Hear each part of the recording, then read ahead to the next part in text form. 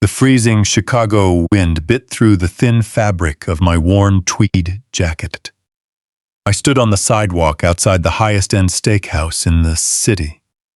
Valets in crisp uniforms hurried past me, opening doors to sleek European sports cars for men wearing suits that cost more than a reliable used truck. I looked down at my scuffed leather boots.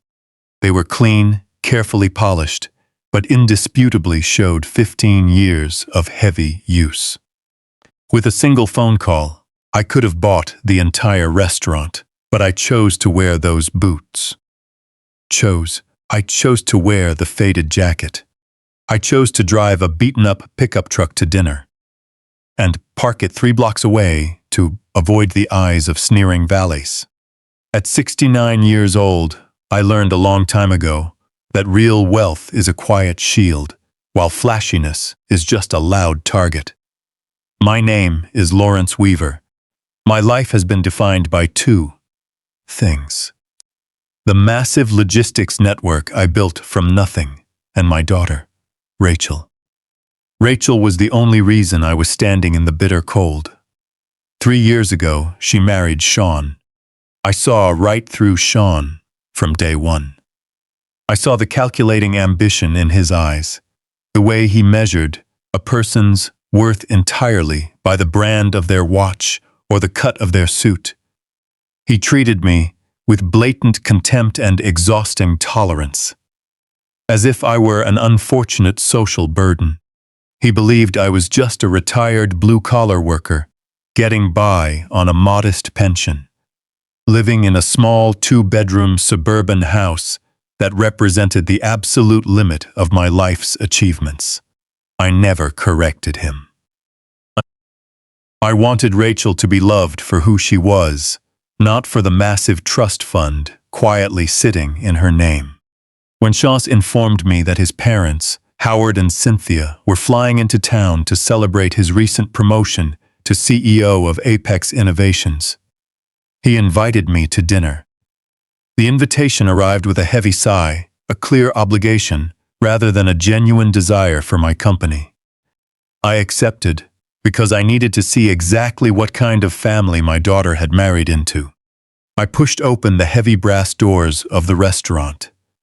The warmth of the lobby hit me, thick with the rich scents of roasted garlic, seared steak, and expensive perfume. A hostess with a stiff smile looked me up and down, her eyes lingering briefly on the frayed elbows of my jacket. I gave her Sean's name. Her forced smile tightened slightly, and she led me past the crowded main dining room toward a private suite in the back. The heavy oak door was slightly ajar. I walked inside, and before anyone said a single word, the lines were drawn. Howard and Cynthia sat at the center of the long table. They looked exactly like I imagined. Howard wore a tailored charcoal suit, a massive gold watch gleaming on his wrist like a weapon designed to intimidate. Cynthia wore a silk dress draped in pearls, her face locked in an expression of judgment. Sean sat next to them, swirling a glass of deep red wine. Not a single person stood up when I walked in. Howard and Cynthia scanned my clothes, their expressions instantly hardening into pure disdain. Sean didn't offer a handshake. He merely pointed his wine glass toward the chair at the absolute end of the table, placing me as far from them as possible. Rachel wasn't in the room. Sean muttered that she had stepped away to the restroom. I pulled out my chair and sat down in the heavy, suffocating silence. The moment the server poured water, the psychological shift began. Cynthia leaned forward, resting her diamond-ringed fingers on the white tablecloth. She looked at me with a smile, dripping with condescending pity. She asked if my little house was holding up in the winter, emphasizing the word little, as if she were talking about a dog crate. She complained about how exhausting it was to heat their massive estate in the Hamptons. Howard chimed in loudly, bragging about their recent 3-week vacation on the Amalfi Coast.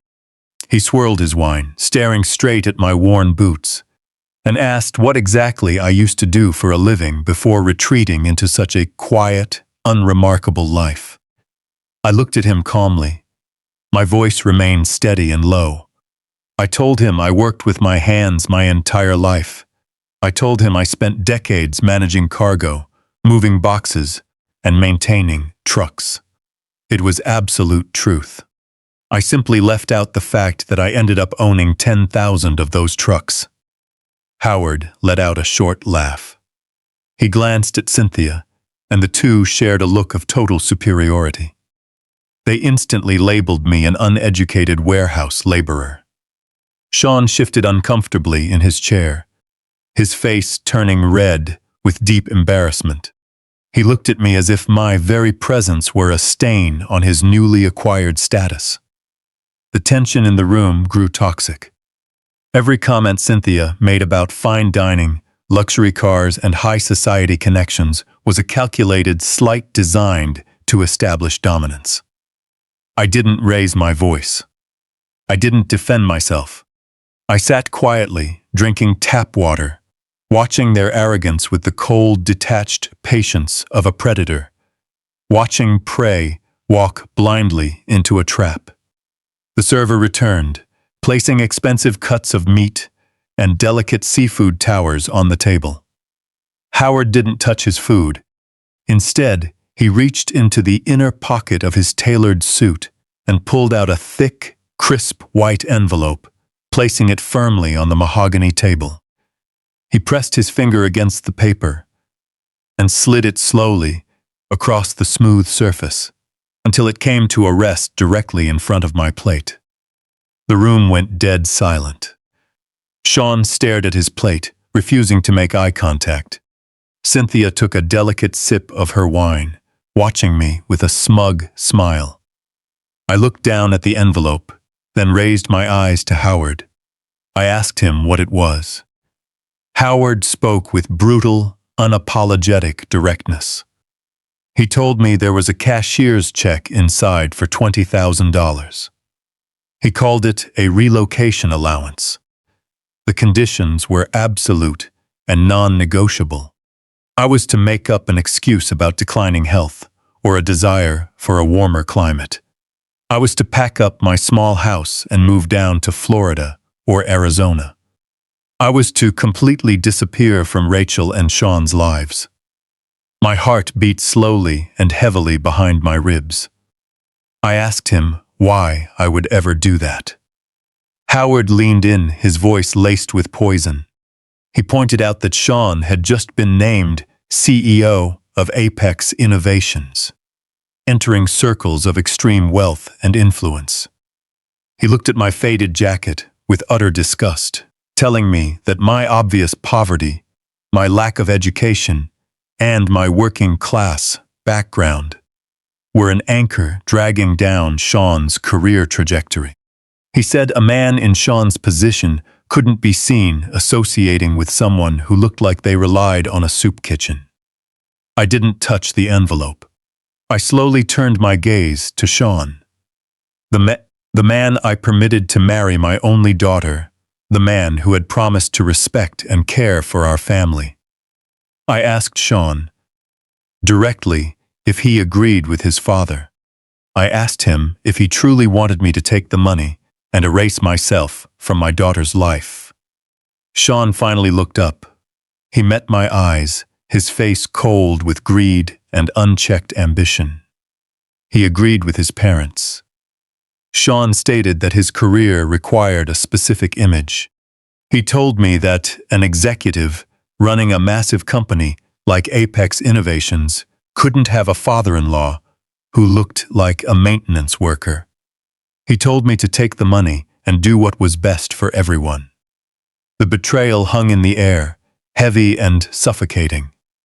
Sean had completely sold out to his own vanity.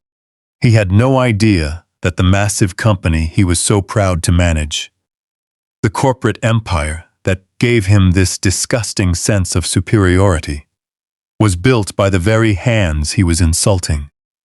He had no idea that the board of directors who hired him ultimately answered to a blind trust. And that blind trust was entirely controlled by the man sitting directly across from him in a frayed tweed jacket. At that exact second, the heavy oak door clicked open. Rachel walked back into the private room, her face bright, completely unaware of the interaction that had just taken place. She smiled at me, asking if everyone had ordered appetizers yet. Before anyone could speak, I reached out, slid the white envelope into my jacket pocket, and kept my expression neutral. The mood in the room shifted instantly. Howard and Cynthia shared a quick, triumphant look. Sean let out a quiet sigh of relief. They thought I had surrendered. They thought a desperate old man had just accepted a payoff. I looked at my daughter, my beautiful, kind Rachel, who deserved so much better than the cowards sitting at that table. I didn't yell. I didn't make a scene. Anger is an emotion for those without options, and I held all the power in the world. I stood up slowly, keeping my movements deliberate. Reaching into my pocket, I pulled out a crumpled $1 bill, smoothed it out with my fingers, and placed it right in the center of my empty plate. Looking straight at Sean, I told him the dollar was to cover my glass of tap water. I turned to Rachel with a gentle smile, telling her I was suddenly feeling under the weather and needed to head home to rest. Rachel looked concerned and stepped forward to hug me, offering to leave the dinner and drive me back. I kissed her forehead, telling her to stay and enjoy the evening with her new family, promising I would call her in the morning. As I pulled away from my daughter, I caught one last glance of Howard. He was smirking, cutting into his steak with the satisfaction of a man who believed he had just bought control of the situation. I turned my back on them and walked out of the private suite. Mom. Navigating through the crowded restaurant, the sounds of clinking glasses faded behind me. Pushing open the heavy brass doors, I stepped into the freezing Chicago night. The biting wind hit my face, but I didn't feel the cold. The image of the quiet, frail old man I had maintained evaporated. My back straightened, my eyes narrowed in the dark street. Reaching into my pocket, ignoring the envelope full of dirty money, I pulled out my phone and dialed a private number. It picked up on the first ring. Stephen, my corporate attorney and the architect of my blind trust, spoke calmly on the line. I skipped the pleasantries. Speaking with total authority, I told Stephen that they took the bait. My son-in-law had crossed a line. I ordered Stephen to immediately initiate a relentless financial audit of Sean's executive accounts at Apex Innovations. I wanted him to trace every single dollar Sean had touched since the board appointed him. Standing in the shadows of the street, watching a valet pull a silver Porsche up to the front entrance, I knew exactly how this was going to end. The process had begun, and I was going to dismantle their hollow world piece by piece. With the Chicago wind pounding against my windshield, I drove my old pickup truck into the underground garage of a towering glass skyscraper in the financial district. I bypassed the visitor area entirely and parked in a secure spot that had been permanently reserved in my name for the last 20 years. The armed security guard, standing by the private executive elevator, didn't ask for identification. He simply gave a respectful nod and pressed his thumb against the biometric scanner on the wall. The heavy steel doors slid open smoothly, carrying me up to the 52nd floor. I left the image of the quiet old man back on the cold streets. By the time the elevator chimed, my posture was completely rigid and my focus was sharp. I was back to who I needed to be. The doors opened to reveal a massive, dimly lit office overlooking the city skyline. Stephen was waiting beside a long mahogany conference table. For 30 years, he had served as my lead corporate attorney, a man possessing absolute loyalty and a formidable reputation in boardrooms. He didn't offer a polite greeting or ask how dinner went with my daughter and her in-laws. He already knew why I was there. He simply pushed a thick stack of leather-bound corporate documents across the polished table. I removed my faded tweed jacket, draped it over the back of an executive chair, and sat down. Placing my hands flat on the table, I felt the weight of my entire life's work beneath my palms. I stared at the embossed gold logo on the top document, Apex Innovations. Sean loved dropping that company name, as if he had built it from the ground up with his own hands. He used his position as CEO to look down on service workers, impress his arrogant parents, and diminish me. He had no idea what it actually took to build an enterprise. I built this company out of sheer grit. 30 years ago, after my wife Clara passed away, I was left alone in a tough spot with a grieving toddler and overwhelming medical bills. I used the last of my savings to buy a battered delivery truck at a police auction. I worked 20 hours a day through freezing snow and scorching heat to move heavy freight. I kept my young daughter Rachel's, sleeping on a makeshift bed in the passenger seat because I couldn't afford childcare. I skipped meals so she could eat. Every single dollar I earned went right back into the business. I turned one struggling delivery truck into a fleet of 10. 10 trucks became 100. Eventually, I transformed a desperate effort to survive into an international logistics network worth hundreds of millions of dollars. Apex Innovations was built on my sweat, my sacrifices, and an unyielding determination to give my daughter a secure future. A decade ago, I realized I couldn't keep up with that grueling corporate pace forever. Having permanently secured our financial future, I decided to step back from the public eye. I wanted a quiet, simple life, tending to my small suburban garden and watching Rachel grow into an independent woman. I had Stephen draft the paperwork to place my 70% controlling stake in Apex Innovations into a secure, irrevocable, blind trust. I appointed Stephen as the primary trustee and completely removed my name from public corporate registries. To the business world, the founder had simply retired into anonymity. The board of directors was left to run day-to-day operations, completely unaware of my personal routine. 2 years ago, that very board hired a rising corporate figure named Sean to take over as CEO. They hired him based on his aggressive resume and polished presentation. Sean stepped into that corner office, believing he had conquered the business world entirely on his own merit. When I married my daughter, he looked at my worn boots, plain clothes, and modest home, immediately writing me off as an uneducated failure. He had no clue that the massive company funding his luxury, car-tailored suits was entirely owned by the quiet man he was trying to erase from his life. He thought he was the undisputed king of the castle, when in reality he was just an employee working in a fortress I built. I looked up at Stephen. He stood silently across the table, waiting for my instruction. Reaching into my shirt pocket, I pulled out the crisp white envelope containing the $20,000 bribe Sean and his parents had handed me an hour ago. I tossed it onto the center of the table. I told Stephen that my son-in-law had made a fatal error.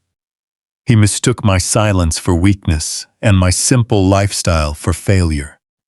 He tried to buy my absence to protect his precious corporate image. It was time to show Sean who actually owned and controlled that image. I leaned forward and issued a clear command. I instructed Stephen to legally unveil the blind trust immediately. I wanted my name restored to the private executive registry, granting me complete, unrestricted access to the highest levels of the company. Stephen nodded, a sharp smile touching his face. Opening his secure laptop, he entered a series of commands, instantly removing the anonymity shield that had protected my controlling stake for a decade. A soft chime confirmed that Lawrence Weaver was officially restored to full control. The quiet founder was wide awake, awakened by someone who thought they were throwing stones at a ghost. The corporate firewall, separating my personal life from my business empire, was completely gone. But revealing my identity was only the first step. I didn't just want to fire Sean. I needed to know exactly what he had been doing behind my desk.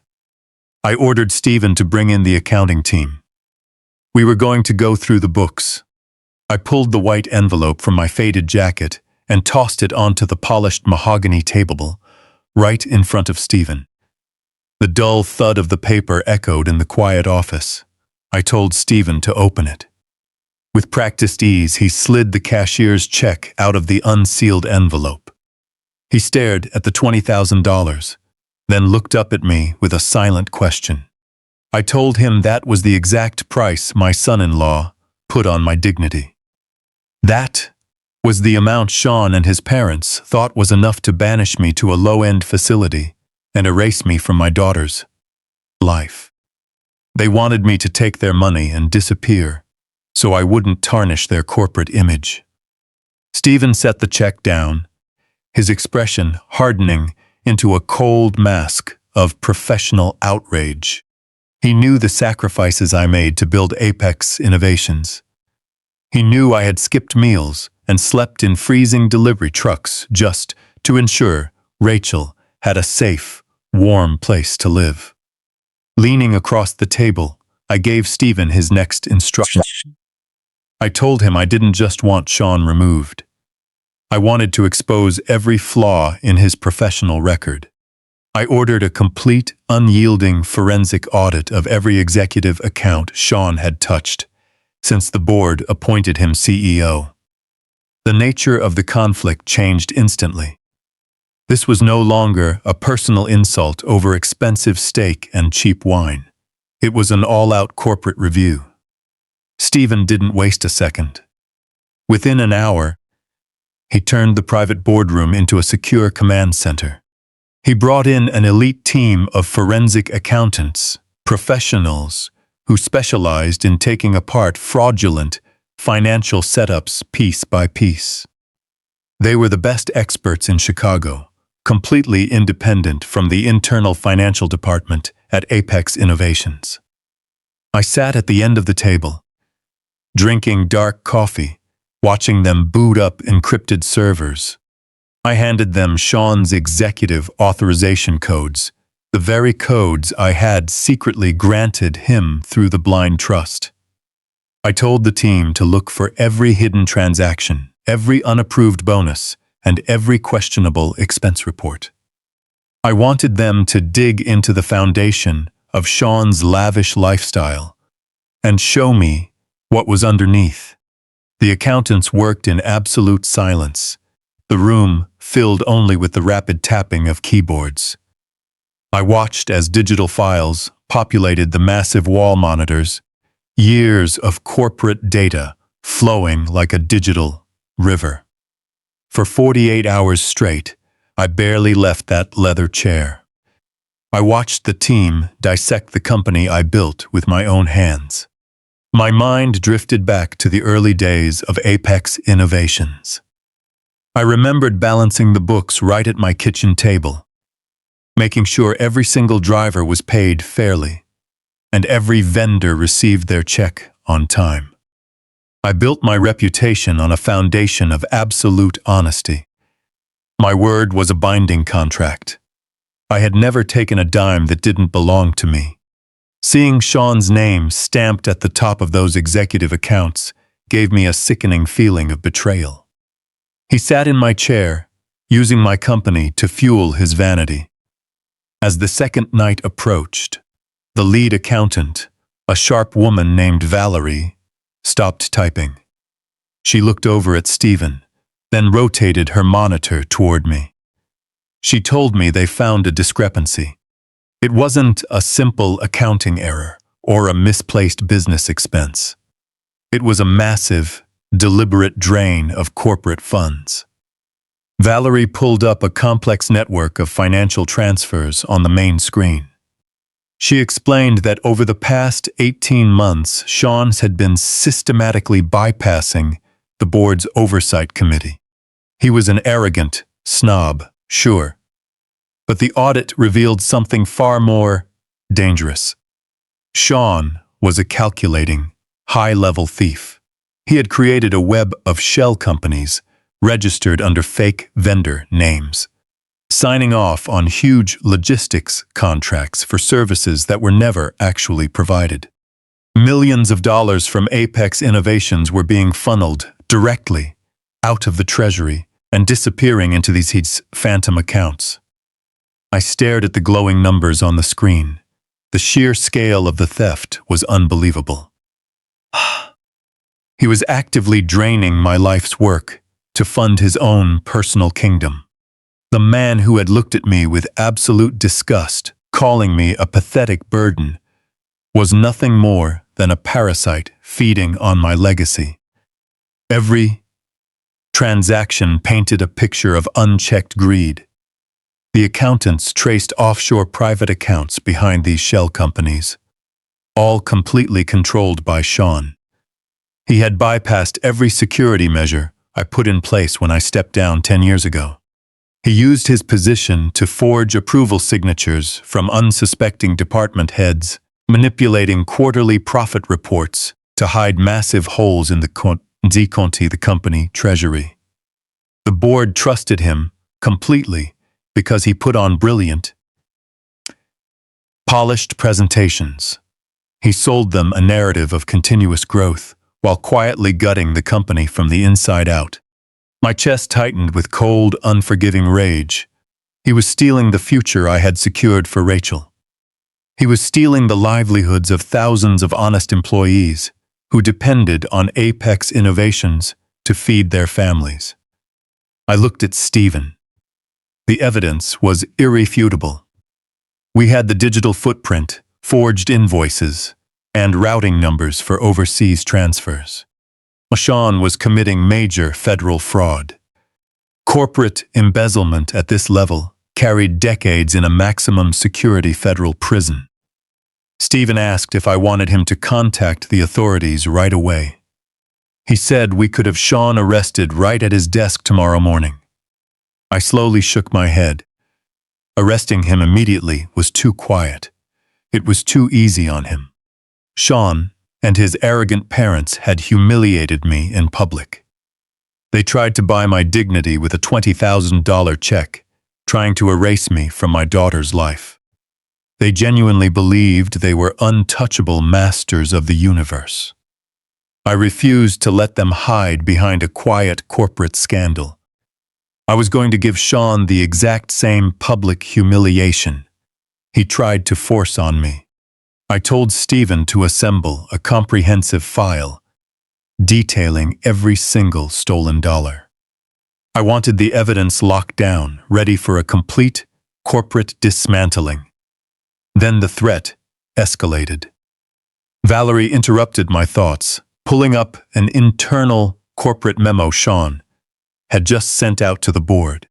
Sean was planning something big, an aggressive move that would allow him to siphon off the company's remaining assets right under the blind trust's nose. The situation had accelerated, and time was running out. Valerie's fingers flew across her keyboard, tracing the digital trail of the stolen millions. We discovered the offshore accounts weren't the final destination. They were merely a pit stop, a smokescreen designed to hide where the money was actually going. She pulled up a new set of encrypted bank records displaying them on the main conference monitor. I stood up from my chair and walked closer to the glowing screen. The situation shifted from cold corporate theft to a deeply personal violation. I flew. Sean wasn't hiding money in the Caymans for a future escape. He was actively funneling the cash right back into the country through a web of consulting fees, fake marketing advances, and anonymous family trusts. The primary beneficiaries of these fraudulent trusts were Howard and Cynthia. I stared at the financial statements illuminating the dark room. All the pieces fit together with sickening clarity. The luxury lifestyle Howard bragged about at the dinner table wasn't built on smart investments or a lifetime of hard work. Their entire upper-class existence was a mirage, funded entirely by money stolen directly from my company treasury. Valerie brought up itemized expense reports linked to that family trust. I saw receipts for the 3-week Amalfi Coast vacation Howard had boasted about over steak. I saw massive invoices for custom charcoal suits, designer luggage, and the diamond jewelry Cynthia wore like a crown. I saw transfer logs for 2 imported luxury cars, registered directly in Howard's name, paid for entirely in cash diverted from an Apex Innovations shipping contract. Then Valerie opened the largest single transaction file in the entire audit. Just 2 weeks ago, Sean wired $4 million straight out of the emergency reserve fund into Cynthia's private holding company. That money was immediately used to purchase a brand new 80-foot luxury yacht sitting safely at a marina in Miami. My breathing slowed down as the sheer audacity of it hit me. I remembered that crisp white envelope sliding across the mahogany table at the restaurant. They looked me dead in the eye and offered me $20,000 to pack up my life and disappear from my daughter's world. They called me a social anchor dragging down their perfect image. The crushing irony was that the money they used to insult my dignity was stolen straight from the vault I built with my own hands. They were trying to buy my silence using my own life savings. A burning, raw fury nearly shattered my composure. I remembered those exhausting early years building Apex Innovations. I remembered sitting in a freezing warehouse with my first 12 drivers, promising them fair wages and setting aside a pension fund from our very first profits, so their families would never erase the cold hunger I once knew. I treated the company treasury with deep respect because it represented the survival and security of thousands of hard-working people. Sean treated that treasury like a personal piggy bank to buy yachts for 2 arrogant parasites who had never worked a hard day in their lives. I closed my eyes, forcing that burning anger deep down into my chest. Anger makes a man careless, and I couldn't afford a single misstep. I let the rage cool until it turned into a heavy, unbreakable resolve. I didn't just want to fire my son-in-law anymore. Firing him would be a mercy.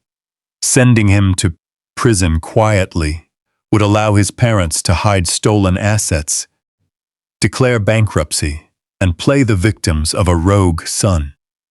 I was going to dismantle their reality entirely. I wanted Howard and Cynthia to feel the exact same poverty, helplessness, and public embarrassment they had tried to force on me. I turned to Stephen. My attorney stood quietly, reading the cold resolve on my face. I told him we were no longer just putting together a standard executive termination package. We were invoking federal racketeering laws. I ordered Stephen to trace every physical asset Howard and Cynthia had purchased over the last 18 months. Every car, every piece of jewelry, every vacation property, and that massive yacht needed to be legally tied to this embezzlement case. When federal authorities finally moved in, I wanted the net to fall over the entire family at once. Howard and Cynthia weren't innocent bystanders, surprised by their son's sudden wealth. The financial trail proved they were active accomplices, knowingly receiving stolen corporate capital through fraudulent consulting firms registered in their names. Stephen nodded, a sharp glint in his eyes. He immediately began pulling up the necessary legal authorizations to freeze civil assets tied to corporate fraud. I told him to prepare the legal framework with absolute precision. We weren't striking tonight. We were going to let Sean move forward with his grand corporate merger celebration this weekend. We were going to let him stand on a bright stage in front of the city's elite, believing he had successfully pushed his old father-in-law out of the picture. We were going to let Howard and Cynthia wear their stolen diamonds, drink expensive champagne, and soak in the admiration of their superficial friends. I wanted them to reach the absolute peak of their fake arrogance. Because the higher they climbed that wall of lies, the more devastating their inevitable fall would be. Valerie handed me a printed summary of the stolen funds and linked family in accounts. I folded the heavy paper and placed it in my inner shirt pocket, right next to the $20,000 cashier's check Howard had handed me. Those two pieces of paper resting against my chest represented the complete timeline of their downfall. I thanked the accounting team for their relentless work, telling them to lock down the files, fully encrypt the servers, and utter a single word to no one until I gave the signal. Grabbing my faded tweed jacket off the leather chair, I walked toward the private executive elevator. The sun was just beginning to rise over the Chicago skyline, casting a cold light over the city. Sean genuinely thought he had outsmarted a quiet old man. He believed his power was absolute. He was about to learn what happens when you try to rob the person who built the fortress you're standing in. I stepped into the elevator, my mind already calculating the exact sequence of events for the celebration. The trap was set, the evidence was ironclad, and the outcome was inevitable. The heavy slam of a luxury car door echoed down my quiet suburban street. I was kneeling in the front yard, packing fresh soil around a row of newly planted hydrangeas. Dirt covered my hands, a physical reminder of the hard work that kept me grounded. I heard the sharp, impatient click of expensive leather shoes on my concrete driveway. I didn't need to look up to know who was showing up uninvited. Sean cast a long shadow over my garden. Standing there in a tailored silver suit, he looked down at my modest single-story house as if it were a disease. Skipping any polite greeting, he demanded. We go inside immediately, claiming the neighborhood's appearance was ruining his mood. I stood up slowly, wiped the dirt off my hands with an old rag, and led him into the house I had bought 30 years ago to raise his wife. Sean walked into my living room with utter disgust, deliberately refusing to wipe his shoes on the welcome mat. His eyes scanned the faded patterned couch, the worn brick fireplace, and the childhood photos of Rachel sitting on the mantelpiece. He let out an open laugh, clearly viewing my life as a pathetic failure. He dropped a heavy leather briefcase onto my small wooden coffee table, flicking the gold clasps open. Pulling out a stack of crisp legal documents covered in dense text, he threw them down in front of me and ordered me to read them. I remained standing, looking from the paperwork to the man who thought a corporate title gave him the right to act like a king in my home. I waited. Sean stated that the $20,000 check his father offered at the restaurant was merely the beginning of our arrangement. He decided to formalize my complete removal from his life. Pointing his manicured finger at the printed pages, He tapped the heavy paper to emphasize his authority. He explained that the document was a strict non-disclosure agreement, combined with a total release of rights. I was to swear under oath never to speak about the financial bribe, and I would officially give up any future right to claim financial support from Rachel. He wanted to legally bind me to poverty and permanent silence. I asked him what would happen if I refused to sign the insulting document. Sean stepped closer, invading my space, his voice dropping to a harsh whisper. He threatened to cut off my relationship with my daughter completely. He claimed he controlled their joint finances, their living arrangements, and her entire future. He swore that if I dared to defy him, he would make my life miserable, ensuring I would never see Rachel or any future grandchildren again. He talked about my daughter not as a woman he loved, but as a piece of property he owned. He was using my own child as leverage to protect his fragile ego, hijacking my family to safeguard his fake corporate image. I looked down at the legal contract sitting on the coffee table, reading the clauses detailing my financial irrelevance and forced isolation. If I were the younger man who built a massive freight empire with raw determination, I might have knocked Sean out right there in the living room. I had crushed ruthless competitors for far less disrespect, but over the decades, I learned the quiet power of absolute patience. I didn't raise my voice. I showed no anger or sadness. Walking into the kitchen, I washed the garden dirt from my hands and dried them thoroughly.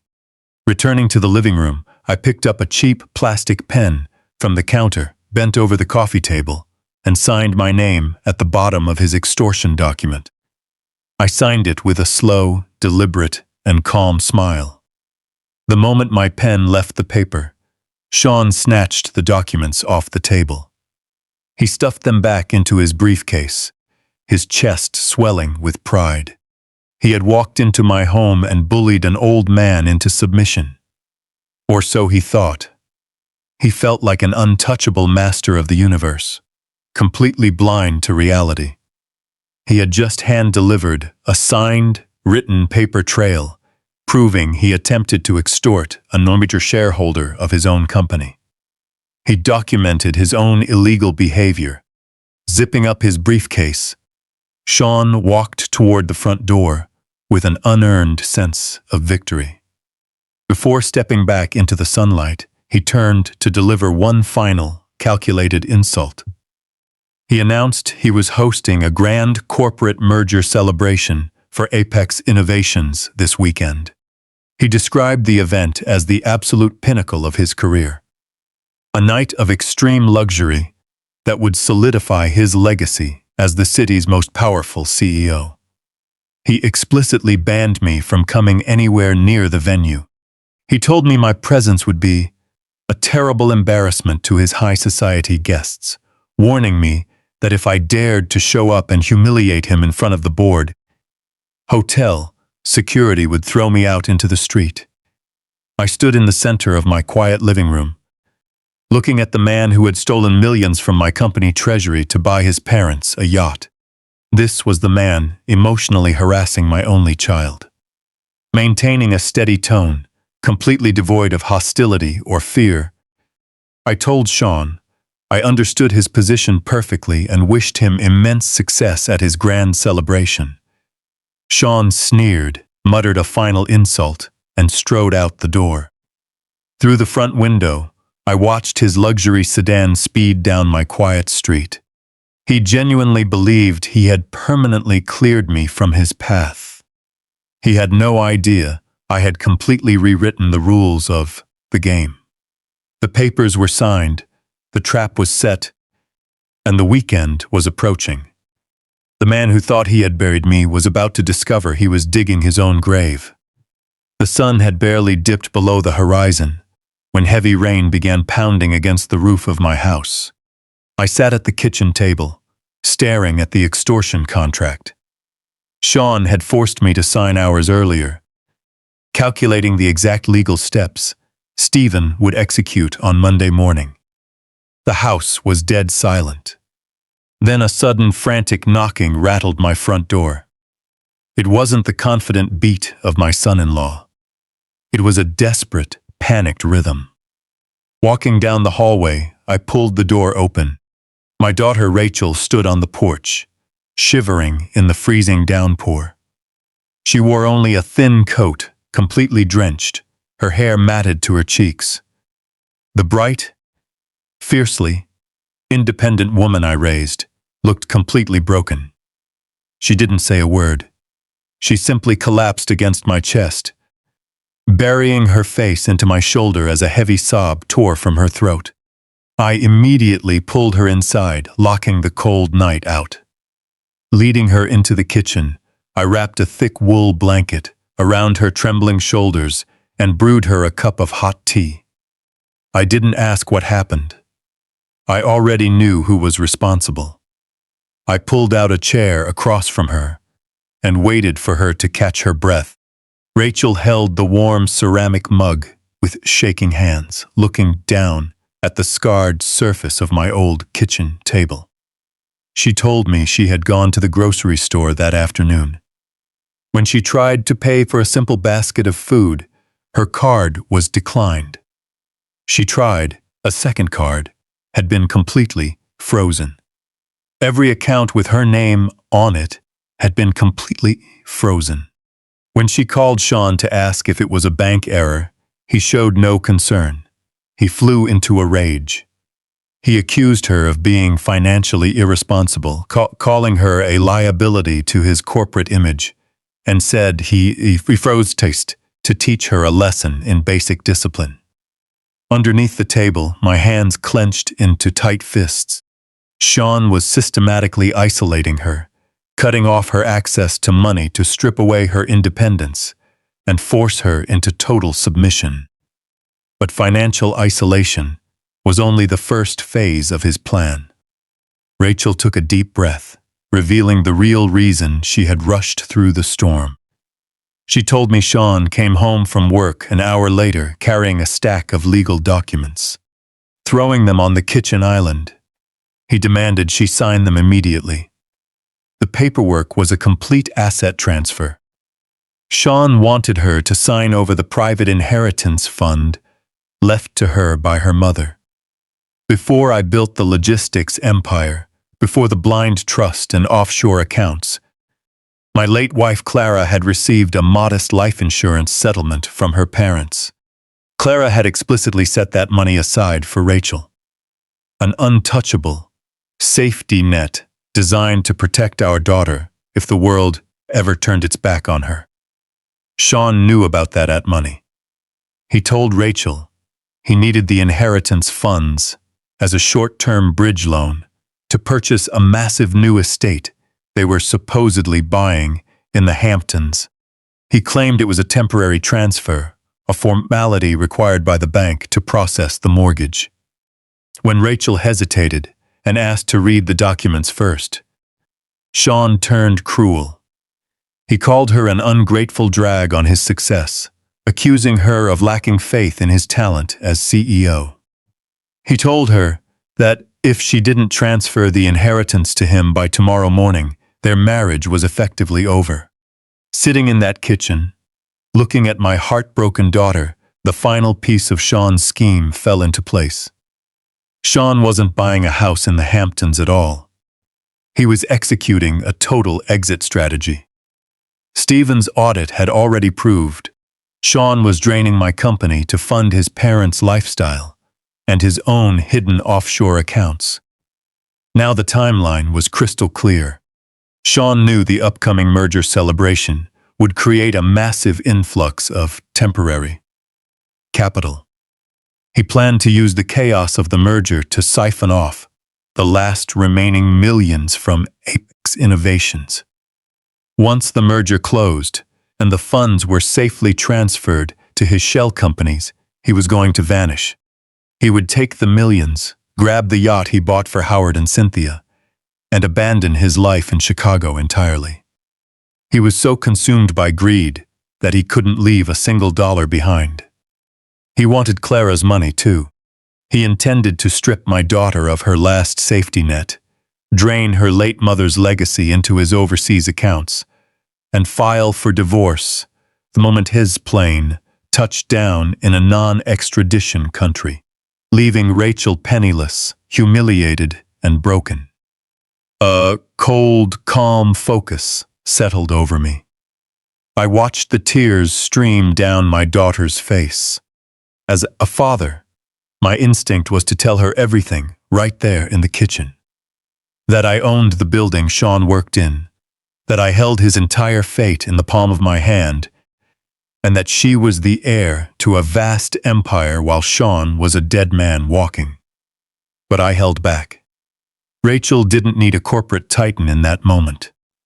She needed her father, the quiet, steady man who had always made her feel safe. More importantly, I needed Sean to feel completely untouchable for the next 48 hours. If I revealed my identity to Rachel now, her shift in behavior might tip Sean off that the trap had been sprung. I needed him to step onto the bright stage of that celebration, fully convinced he was the undisputed king of the world.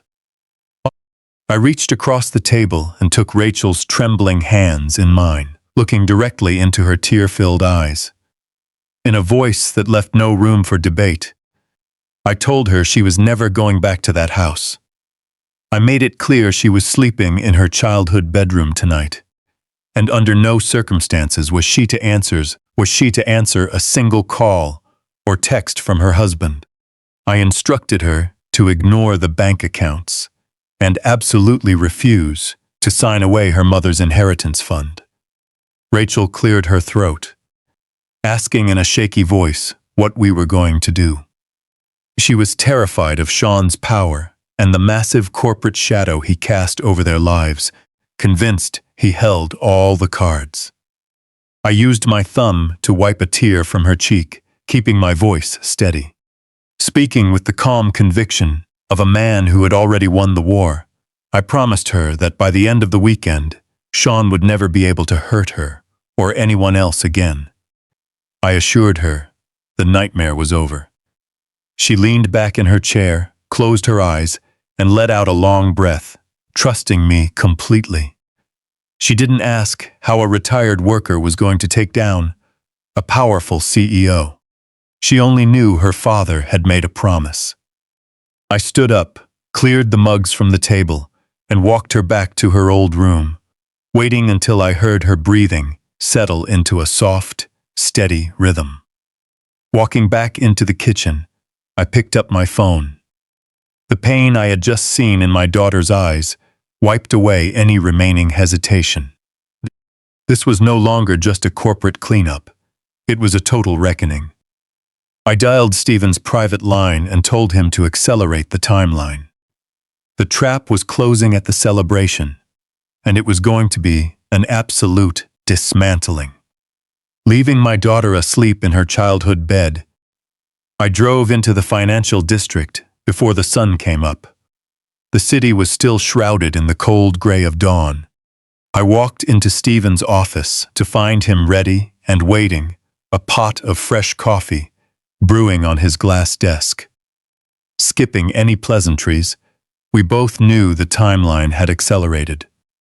Sitting in the heavy leather chair across from him, I told him it was time to move.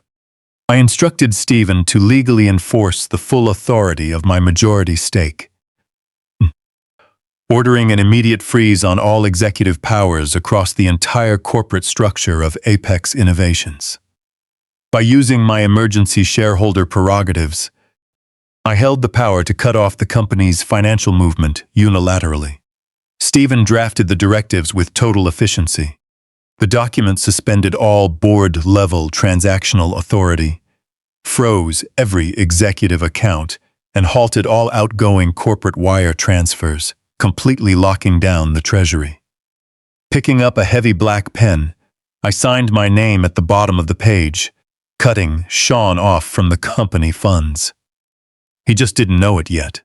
The reaction, Inside the executive suites at Apex Innovations was instant and chaotic. Stephen monitored internal communications through his encrypted terminal, and by 9 in the morning, the board was in a panic. For a decade, they had assumed the anonymous founder was a silent, hands-off entity content with collecting annual dividends. Now, the quiet founder had stepped in and locked the vault. Emails flew back and forth across secure servers, unaware of why the freeze had been triggered. They rushed to audit their own departments. Terrified, they were the targets of this sudden corporate action. Giving them no room to breathe, I ordered Stephen to issue a second, far more serious directive to the board. As the controlling shareholder, I officially demanded a mandatory disclosure meeting. Instead of scheduling it for a quiet conference room on a Tuesday morning, I set it for Saturday night. Right in the middle of the grand merger celebration, Sean had planned to showcase his success. I ordered legal to mandate attendance for the entire executive board, including the CEO. Sean was going to be forced to host the very meeting that would dismantle his position. Stephen drafted the summons with total precision, ensuring my personal identity remained strictly protected under the blind trust. To Sean and the board, the summons came simply from the founder. The directive stated that the majority shareholder would step out from behind the scenes to address the executive team directly regarding the future of the company. It was an offer the board couldn't decline, and a legal mandate Sean couldn't ignore. He was legally bound to set the stage for his own downfall, but managing the corporate side was only half the battle. Firing Sean was a straightforward business decision. Bringing federal authorities into the matter was a moral obligation. I watched Stephen pick up his landline, bypassing local law enforcement entirely to contact the lead investigator at the FBI Financial Crimes Division. Mausta Young, in outweigh. Over the past 48 hours, Stephen had organized the forensic audit into an airtight file. Speaking into the receiver, he laid out the full extent of Sean's actions, detailing the shell companies, forged vendor invoices, and specific routing numbers that showed millions systematically siphoned off to buy luxury yachts and European vacations for Howard and Cynthia. The federal agents required no convincing. The paper trail was clear and irrefutable, presenting an obvious case of an executive treating a multinational company as a personal fund. Stephen coordinated the timing of the response, and federal authorities agreed to have a specialized white-collar crime unit wait quietly in the hotel's service corridors during the celebration. They would remain entirely out of sight until the evidence was presented on stage, ready to step in at the exact right moment. I stood at the floor-to-ceiling window in Stephen's office, looking down over the busy financial district. Thousands of people moved through the streets below, unaware of the quiet shift taking place at Apex Innovations. Sean was sitting in his corner office, likely enjoying his view, completely unaware that his corporate credit line was now worthless plastic. He believed he was a genius who had planned a perfect crime, convinced he could take my company, mistreat my daughter, and hand me a check to secure his victory. He felt untouchable in his designer suit and title. He failed to realize that real power doesn't come from a title or a tailored jacket. Real power is the ability to dismantle an entire operation without raising your voice. The legal process was locked in place, with every escape route systematically closed. The federal agents were briefed, the board was in a panic, and the stolen funds were frozen. All that remained was to wait for Saturday night. The smell of cedar sawdust and motor oil always brought me a sense of quiet calm. It was Wednesday late afternoon, and I was standing right in the middle of aisle 4, at Miller and Sons Hardware. I wore faded denim work pants, scuffed leather boots, and a heavy flannel shirt that had seen years of use, loading 50-pound bags of organic potting soil onto a heavy metal flatbed cart. My hands were calloused and stained with dark dirt, grounded in the physical work that had always defined my life. Building Apex Innovations into a multinational powerhouse required me to spend years in tailored suits, sitting in cold glass boardrooms. But I never forgot the honest labor that laid the foundation of my life. Moving a heavy bag onto the cart, I felt a familiar ache in my shoulders, pushing the squeaky cart toward the front register to enjoy the quiet rhythm of a simple afternoon. This local shop was my sanctuary, a place where people valued hard work over empty talk and titles. Standing at the counter, pulling out my worn leather wallet, a sharp, out-of-place voice suddenly broke the quiet atmosphere of the store.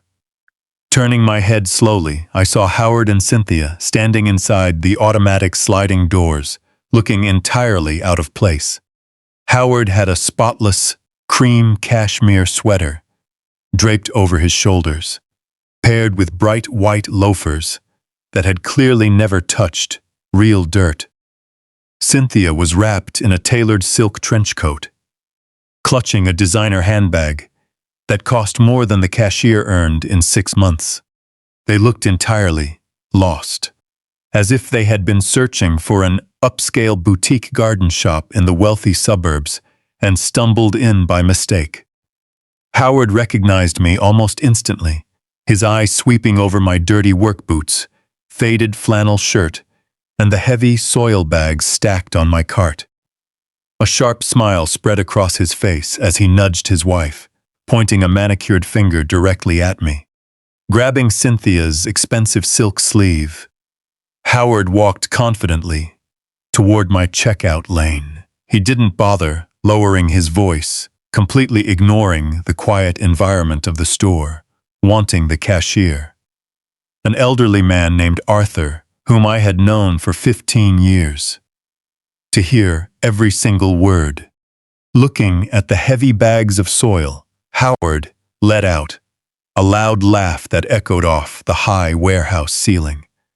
He told me it was fitting to see me dressed like a laborer hauling fertilizer, remarking that since his son had taken over my company, this was the life I was destined to live. I stood completely still, without clenching my fists, raising my voice, or offering an angry reply, looking straight into Howard's eyes. I thought about the 80-foot yacht currently sitting in Miami, bought entirely with stolen company funds, and watched this parasite mock the host feeding him. Cynthia stepped forward, the heavy scent of her expensive perfume creating a strong fog that overpowered the honest smells of the hardware store. Looking at me with open disgust, she announced that it was a blessing I had finally accepted my place in the world. She bragged that Sean was going to redefine Apex Innovations this weekend, erasing every trace of my outdated influence. Describing the upcoming merger celebration, she practically shook with excitement, boasting to everyone near the front of the store that her son was about to become the most powerful CEO in the state. She talked about the imported champagne, the carefully selected guest list, and the brilliant future awaiting her family. Looking down at my worn work boots, she reminded me, that people like me belonged right where I was standing, covered in dirt and forgotten by high society, telling me to enjoy playing in the mud while the real masters of the universe built a lasting legacy. Howard chuckled, adjusting his cashmere sweater, and added that when they went sailing on their new yacht, they would be sure to toast to my miserable retirement. I listened to every single insult without looking away for a second, refusing to give them the satisfaction of a reaction. I didn't defend my legacy or explain my clothing, letting them speak and dig their own grave with their arrogant words.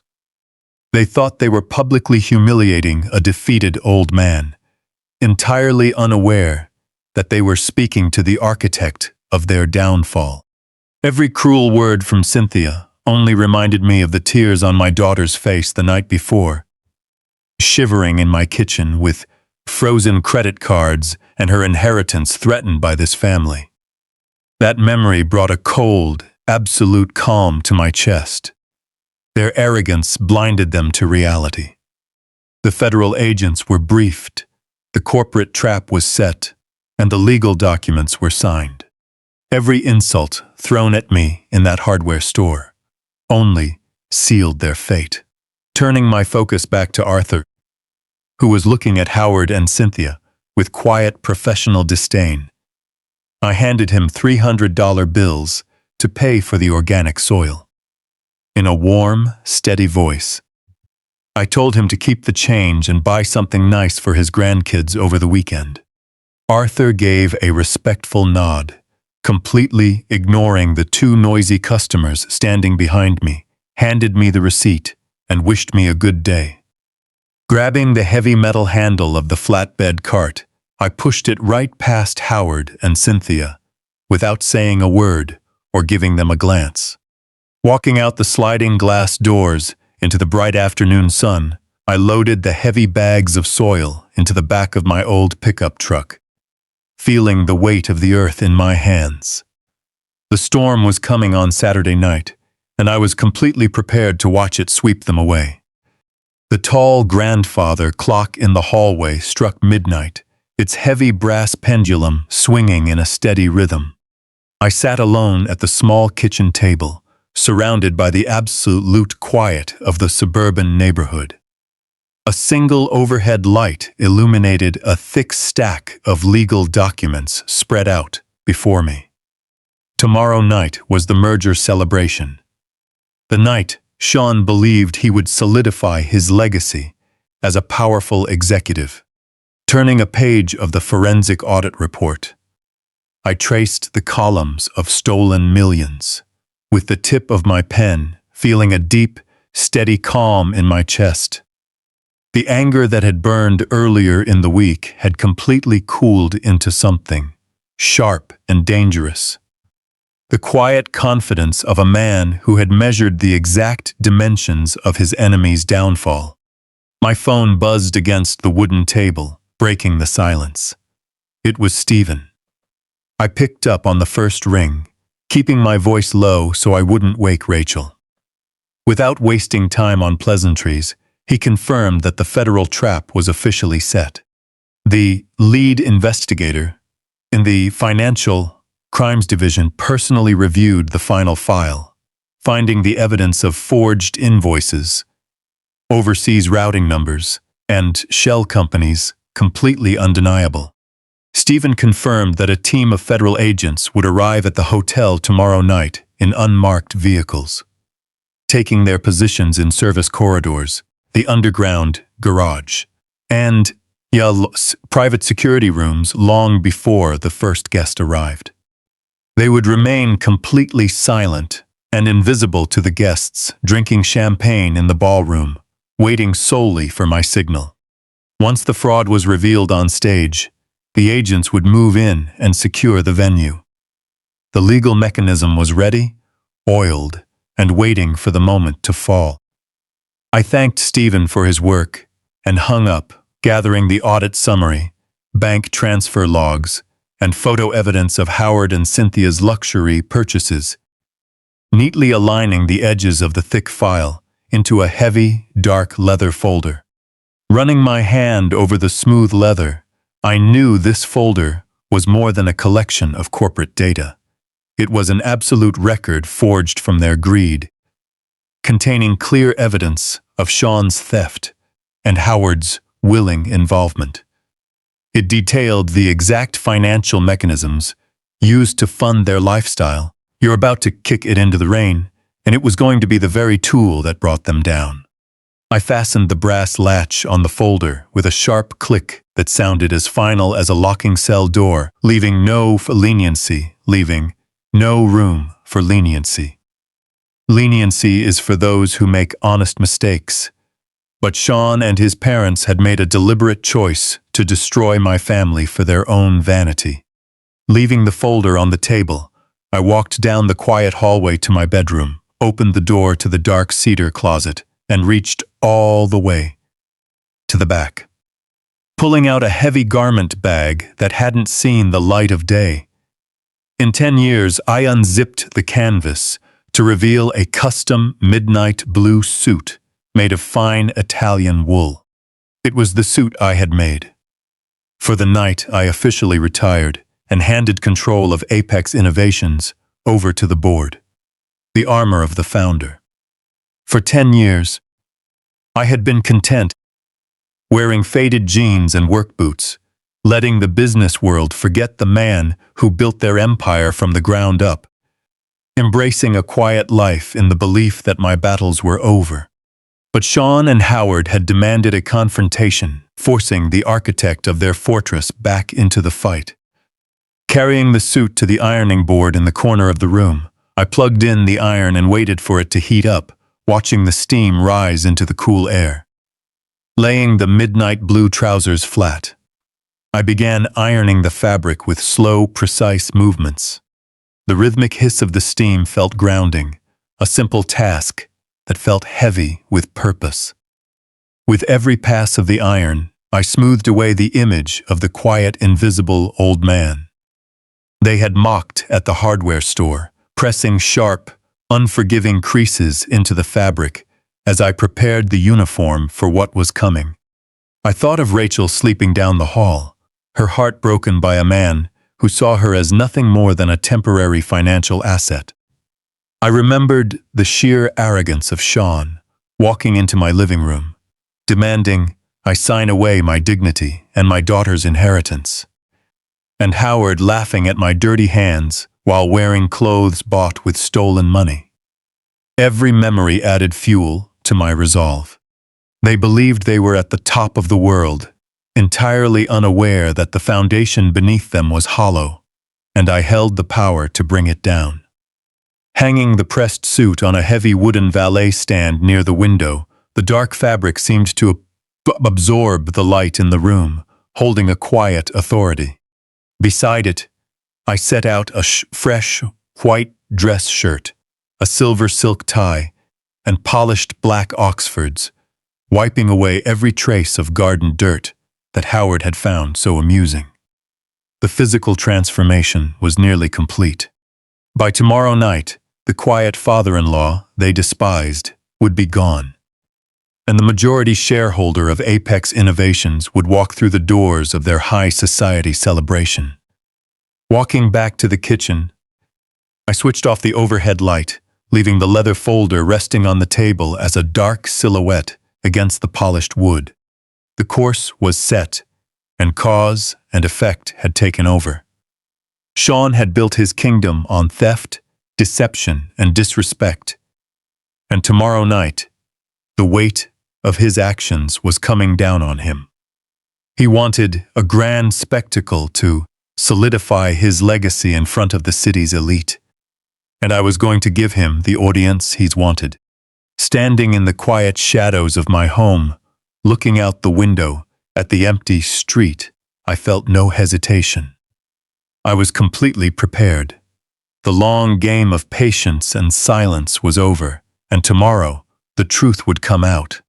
The grand ballroom of the city hotel was a massive space of glass and gold, with a large crystal chandelier hanging from the vaulted ceiling, casting a warm light over a crowd dressed in tuxedos and designer gowns. The air was filled with the scents of orchids and champagne, while a string quartet played classical melodies in the corner, providing a backdrop for the appearance of complete success. It was a gathering of politicians, bank executives, and industry leaders, a celebration of corporate triumph to the untrained eye, but a crime scene to me. Every light, velvet curtain, and tray of caviar had been paid for with the lifeblood of Apex Innovations. Just an hour ago, I was standing in the quiet sanctuary of my living room, reviewing the final legal documents one last time. Stephen called on his secure line to confirm. Plan was in place, with the Financial Crimes Division having thoroughly reviewed the audit file, tracing every forged invoice and offshore shell company straight back to Sean. Stephen assured me that federal agents were positioned in service corridors, entirely out of sight of the wealthy guests. There was no room left for leniency. I spent an hour in my bedroom ironing the custom midnight blue suit I had kept hidden in my cedar closet for 10 years. The armor of the founder, made for the night I originally retired. As I pulled the heavy wool jacket over my shoulders, the quiet old man vanished, replaced by the majority shareholder holding a dark leather folder containing absolute proof of Sean's theft and Howard's involvement. The course was set. Now, I stood in the shadowed alcove of the mezzanine balcony, completely out of view, observing the floor below with quiet focus. Sean stood right in the center of the room, holding a crystal glass of champagne like a wand, surrounded by board members and wealthy investors. Laughing at a joke, his teeth flashed under the chandelier, his tailored tuxedo fitting perfectly to project an aura of power. He looked like a man who had conquered the world, playing the role of a visionary CEO, while remaining entirely unaware that his corporate credit line was frozen and his executive authority had been stripped away 24 hours ago. He was acting like an invincible king, completely unaware that he was standing on a trapdoor. A few yards away, Howard and Cynthia were putting on their own display, moving through the crowd like royalty, inspecting their subjects.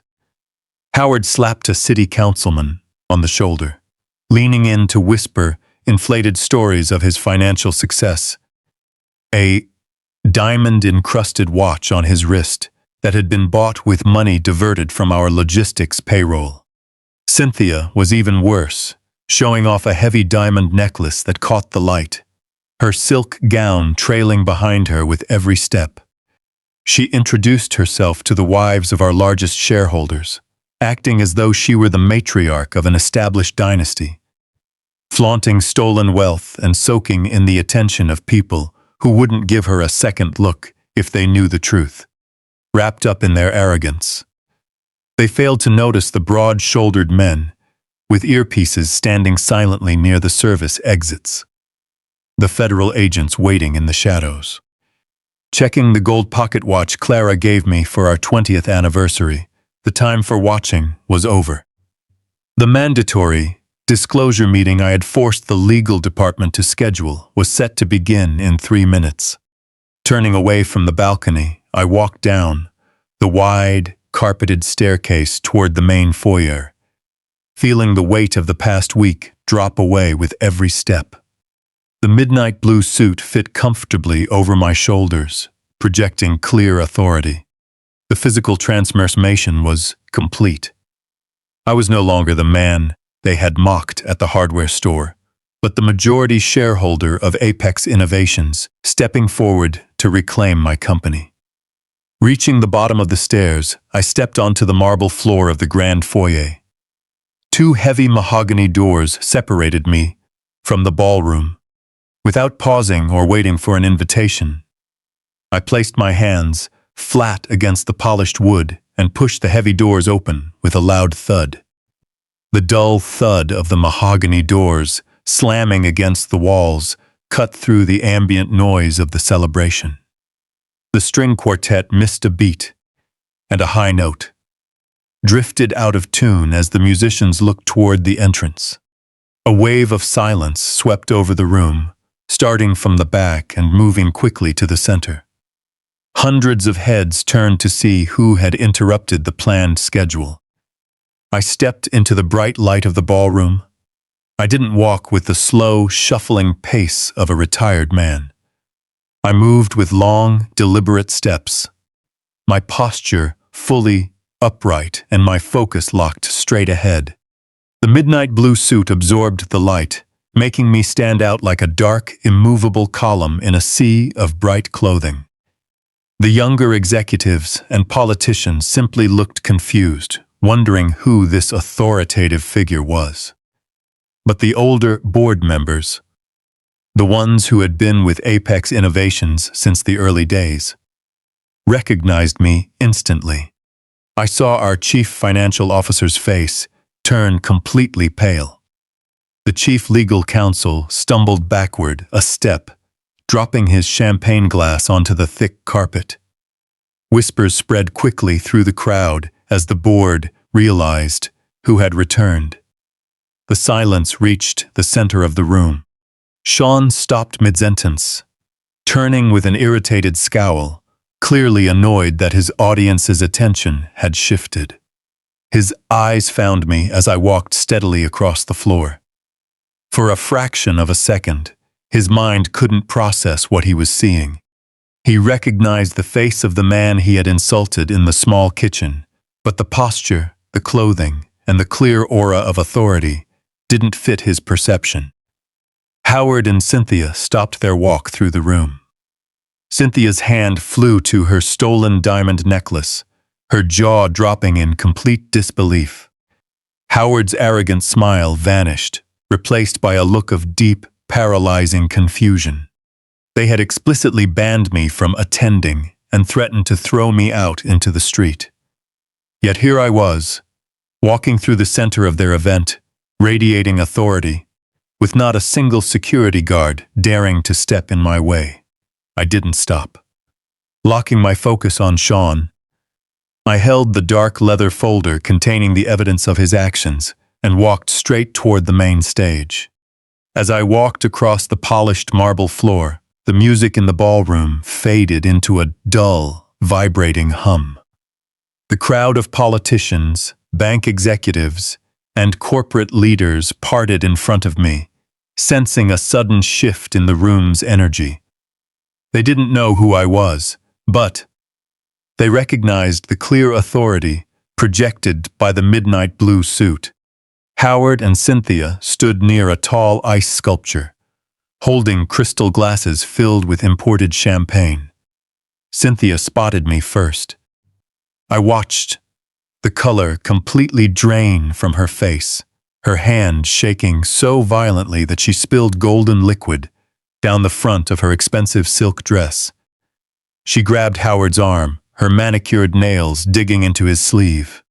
Howard turned his head, following her terrified gaze. His initial look of slight impatience twisted into a mask of rage and undisguised hatred. Leaving the local politician they were speaking with, they walked straight toward me with a frantic, aggressive energy, like people terrified that their carefully constructed illusion was about to break apart.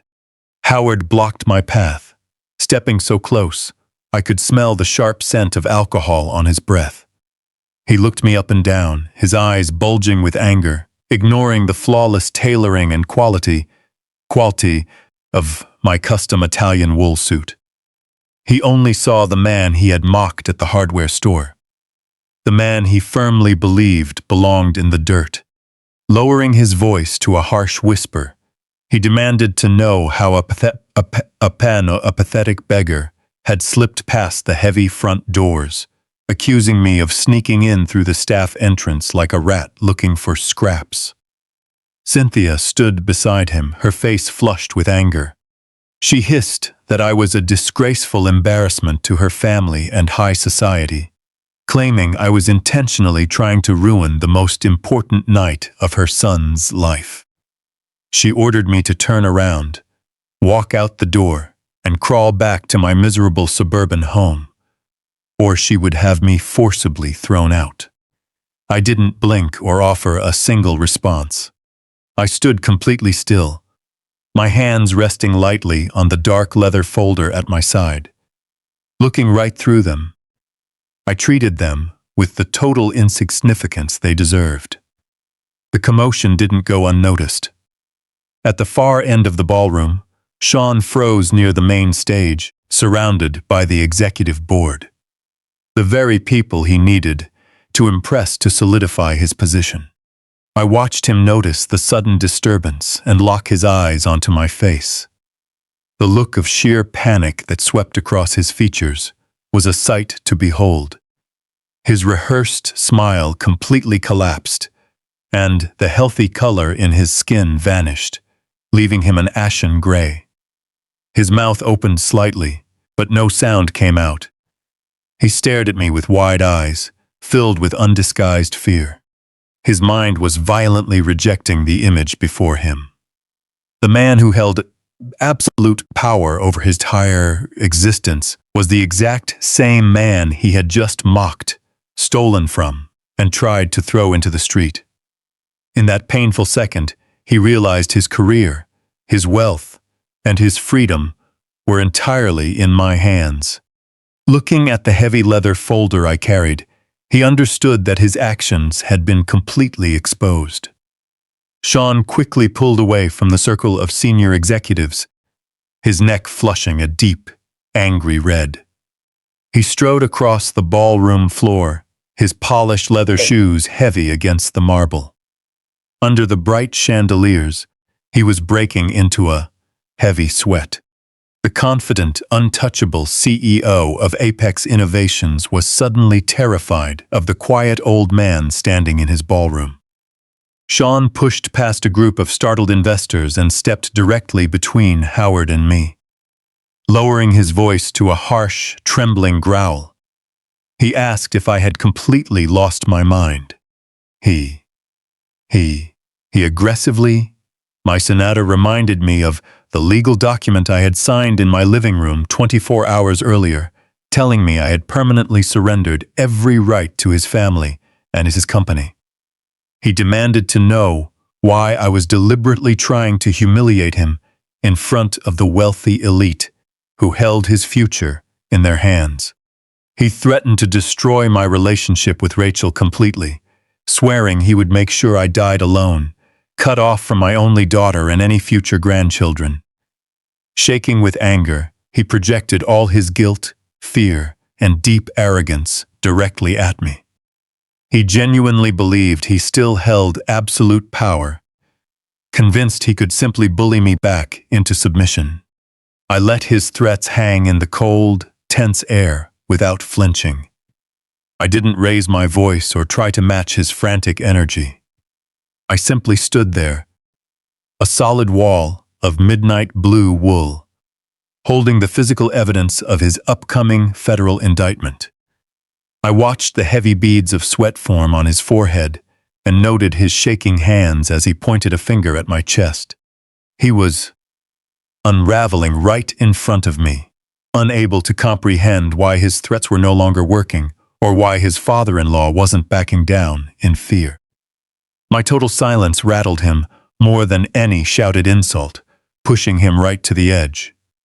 Realizing verbal intimidation had failed, Sean's eyes darted wildly around the crowded room, desperate to regain control. Raising his hand, he snapped his fingers loudly in the air and gestured toward the far end of the ballroom. He locked eyes with the head of security, a broad-shouldered man standing near the main entrance, and pointed directly at me, ordering the guard to remove me immediately. He no longer cared about keeping his voice down, wanting the surrounding guests to hear him assert dominance.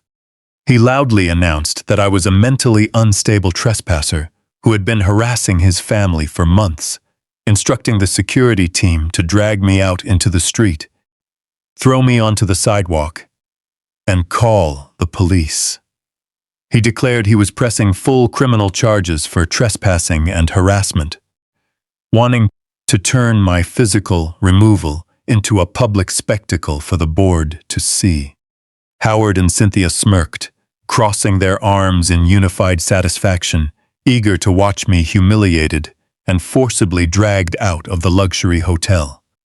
The head of security began to move.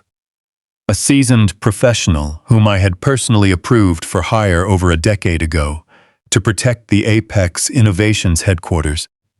He walked across the floor with a strict, unreadable expression. Two tall security guards moved right alongside him in tight formation to execute the ejection. The wealthy guests backed away to avoid the impending physical conflict. Sean sneered at me, whispering that my small rebellion was officially over and telling me I would spend the rest of the night in a holding cell. I kept my breathing slow and steady, without taking a step back, holding the dark leather folder firmly in my hands. The head of security reached our group, raising a heavy hand to grab my shoulder and force me toward the exit. Sean backed up with a proud look, giving the guards room to do their job. However, that heavy hand never touched my suit. Before the head of security could reach me, a tall figure stepped smoothly out from the shadows near a mezzanine pillar. It was Stephen. My lead legal counsel moved with quiet grace without shouting or running, stepping directly into the center of the conflict to stand right beside me. The head of security stopped abruptly, his hand freezing in midair as he recognized Stephen instantly. Every senior employee in the security department knew that Stephen was the sole representative of the anonymous founder's blind trust, the absolute highest legal authority in the entire corporate structure, standing far above the CEO. The head of security looked at Stephen, then at me standing calmly beside him in a custom suit with a heavy executive folder. The realization hit the security professional instantly, and he understood the scale of the situation, recognizing the true chain of command. The man lowered his hand, stepped back, straightened his broad shoulders, and gave me a respectful nod. He didn't look at Sean, nor did he acknowledge Howard or Cynthia. The absolute authority in the room had shifted, leaving Sean standing in the ruins of his reality, completely exposed. Stephen didn't wait for the head of security to step back fully. Turning his back on the trembling guards, he walked purposefully toward the large stage at the far end of the ballroom. His footsteps were quiet on the thick carpet, but the crowd instinctively cleared a path for him. Recognizing the lead legal counsel of the Blind Trust and knowing his presence meant top-level corporate business. The string quartet was still playing soft classical music in the corner, entirely unaware of the shift that had just taken place on the floor. Stephen walked up the 3 short steps to the stage and approached the sleek silver microphone standing at the center. Reaching out, he tapped his index finger twice against the metal mesh. The sharp, amplified sound cut through the room like a gunshot. The musicians jumped in their seats, the cellist's bow screeching across the strings as the music abruptly stopped. The sudden silence was absolute. Hundreds of conversations ceased in the same second. The clinking of crystal glasses and the quiet chatter of the crowd were instantly replaced by a heavy expectation. Every eye in the ballroom was fixed on Stephen. Adjusting the microphone, he looked over the crowd of wealthy investors, politicians, and corporate executives. He didn't smile, his voice carried a calm, resonant tone backed by the clear authority of federal law. He officially announced that he was calling an emergency mandatory shareholder disclosure meeting. A wave of confusion rippled through the crowd. The dinner was meant for toasts and celebrating a corporate merger, not enforcing emergency company bylaws. A few board members exchanged nervous glances, understanding the legal terms Stephen was using, and knowing a mandatory shareholder meeting could only be called under circumstances of severe financial crisis or executive misconduct. Stephen didn't pause. He stated that under the specific provisions of the corporate charter, the majority shareholder held the authority to freeze all executive actions and address the board at any time. He announced that, for the first time in 10 years, the anonymous founder of Apex Innovations, had chosen to step out of the shadows, having seen the issues within his company and arriving in person to correct the course. He stated that the founder was currently standing in the room. Sean let out a loud, forced laugh that carried clearly across the quiet room. Adjusting his silk tie, he squared his shoulders, completely blind to the reality around him. He genuinely believed this was a dramatic corporate stunt. A surprise appearance arranged by the mysterious billionaire to publicly bless the upcoming merger and validate his leadership. Sean eagerly looked around, scanning the crowd of wealthy older men in custom tuxedos to find a face he could charm. He prepared his most engaging smile, believing he was about to shake hands with a legendary business mogul and welcome him onto the stage as an equal. He thought the founder was going to pat him on the back and praise his brilliant mind in front of the entire city, already planning the press conference in his head. His vanity kept him completely blind to the cold truth, standing a few yards away. Stephen didn't look around the room. He kept his gaze level, raised his right hand, and extended a steady finger to point directly at me. The crowd turned as one, following the invisible line from the stage to where I stood in my midnight blue suit. I felt the weight of 1,000 eyes hit me all at once. I didn't rush. Gripping the heavy leather folder containing the forensic audit, I began walking toward the stage. The crowd parted before me like water, clearing a wide path. Every step I took was measured and deliberate. I was no longer the old man buying soil at the hardware store, nor was I the quiet father-in-law they could safely ignore and insult. I was the builder of the very floor they were standing on. I walked past the shocked faces of senior vice presidents who recognized the shift in power.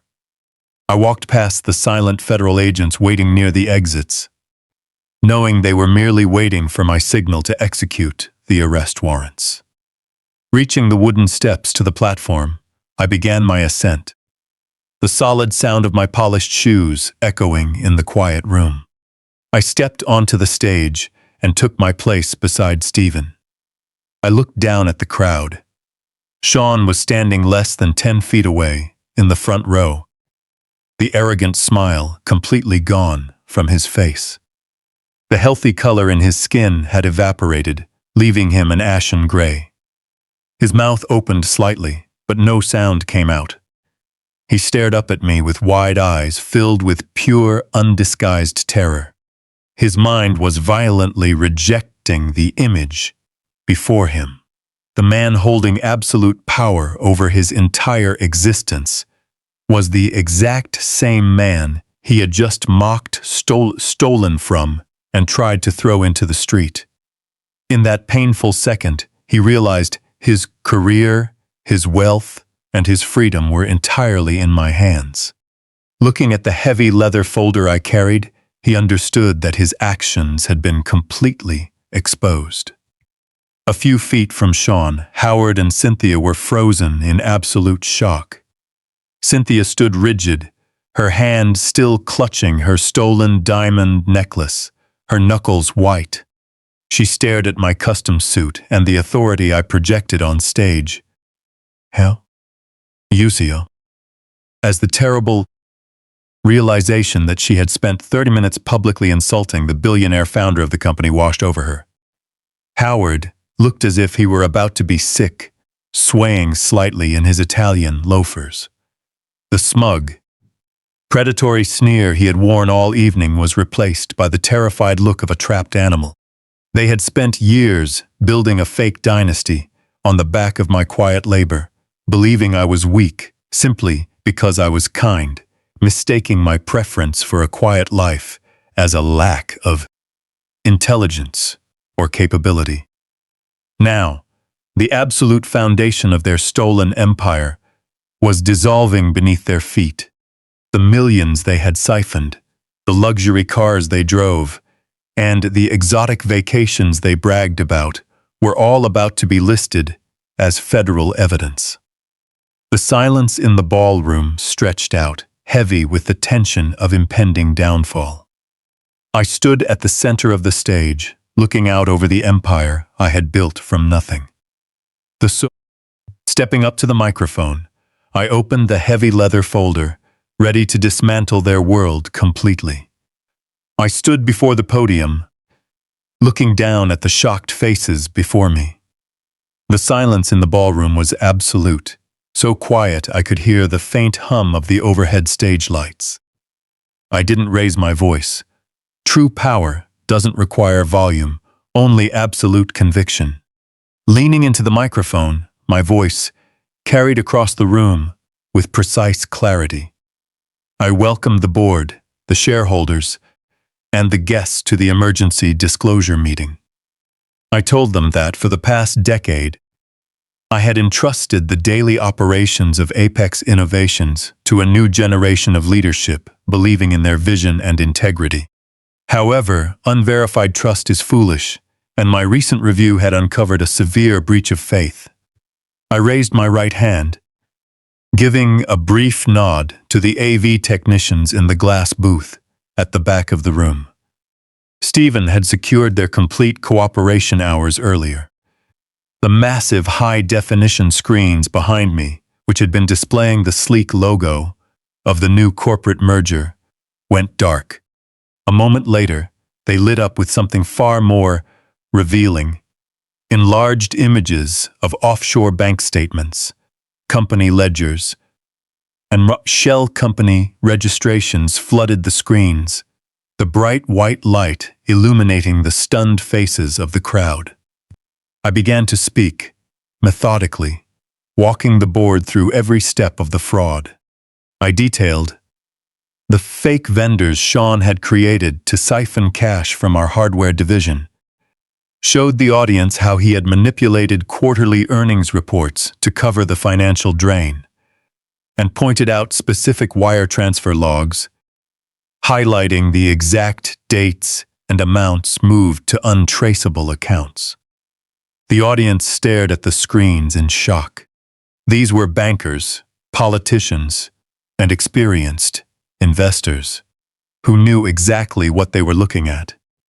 A textbook embezzlement scheme orchestrated at the highest level of leadership. I didn't let them look away. I mapped the path of the stolen funds from the corporate treasury through a maze of fake companies, landing directly in the personal private accounts of the man standing in the front row.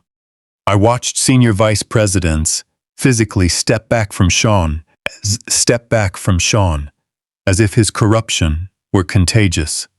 Whispers of disbelief rippled through the room, growing louder with every new piece of evidence displayed. The crowd was realizing that the man they had been celebrating was nothing more than a parasite. But I wasn't finished. Corporate theft was only part of the issue. His family's personal arrogance required an equally thorough dismantling. I pressed a button on the podium, and the large screens shifted again. A detailed deed of ownership for an 80-foot luxury yacht flashed on the screen, the purchase price circled in red ink.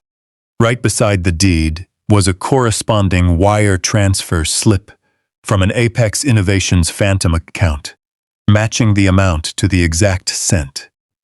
Looking straight at Howard and Cynthia, who were frozen in the middle of the crowd, I spoke clearly into the microphone. I announced to the entire ballroom that the CEO's family's lifestyle was a pathetic illusion, funded entirely by stolen company money. I pointed out that the clothes they wore, the designer jewelry they flaunted, and the champagne they drank were all purchased with money stolen from my business. Howard turned pale, shrinking back into the crowd in a desperate attempt to hide from the harsh light of the screens. Cynthia let out a choked gasp, covering her mouth with trembling hands as her diamond necklace suddenly looked like a heavy chain around her neck. The crowd around them parted instantly, leaving Howard and Cynthia standing alone in a wide circle of total social isolation. The high society guests who had been drinking expensive champagne looked at their glasses as if the liquid had turned to poison. The politicians and public figures who had been praising them minutes ago now stared with undisguised disgust. I had exposed their fake wealth and fabricated status in front of the very people they were desperate to impress. They weren't titans of industry. They were ordinary thieves, playing dress-up with my money. The collective gasp from the audience was a symphony of ruined reputations. Sean could no longer handle the crushing weight of public humiliation.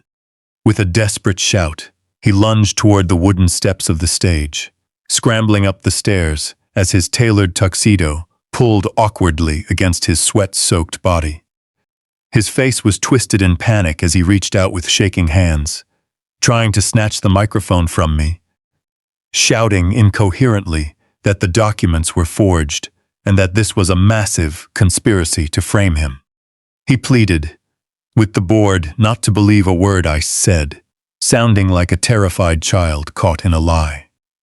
In front of everyone who mattered, he stripped away the last remnants of his executive image, looking utterly pathetic.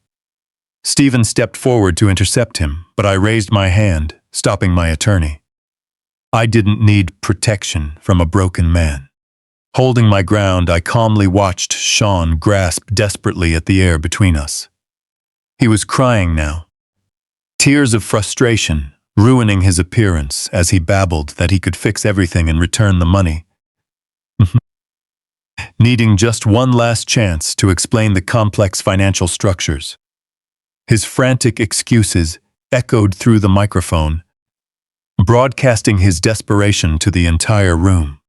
He promised to step down quietly if I just turned off the screens and let him walk away. I locked eyes with him, the noise in the room fading until only the space between us remained. Feeling not a drop of mercy, I leaned into the microphone to ensure my voice reached the deepest corners of the hall and the city outside. I told him his explanations were worthless and his promises were empty, declaring that his reign as a master of the universe was permanently over. In a voice as cold and hard as steel, I delivered the final verdict, announcing that effective immediately. He was fired from Apex Innovations. I stripped him of his title, his power, and his access, telling him he was nothing more than a thief in a borrowed suit, who would never step foot in my building again. The words hung in the air, heavy and absolute. The public exposure was complete. Sean fell to his knees on the stage, burying his face in his hands and sobbing as the reality of his total downfall crushed him. Sean was merely a crumpled mess of tailored wool and shattered ego on the polished floor of the stage.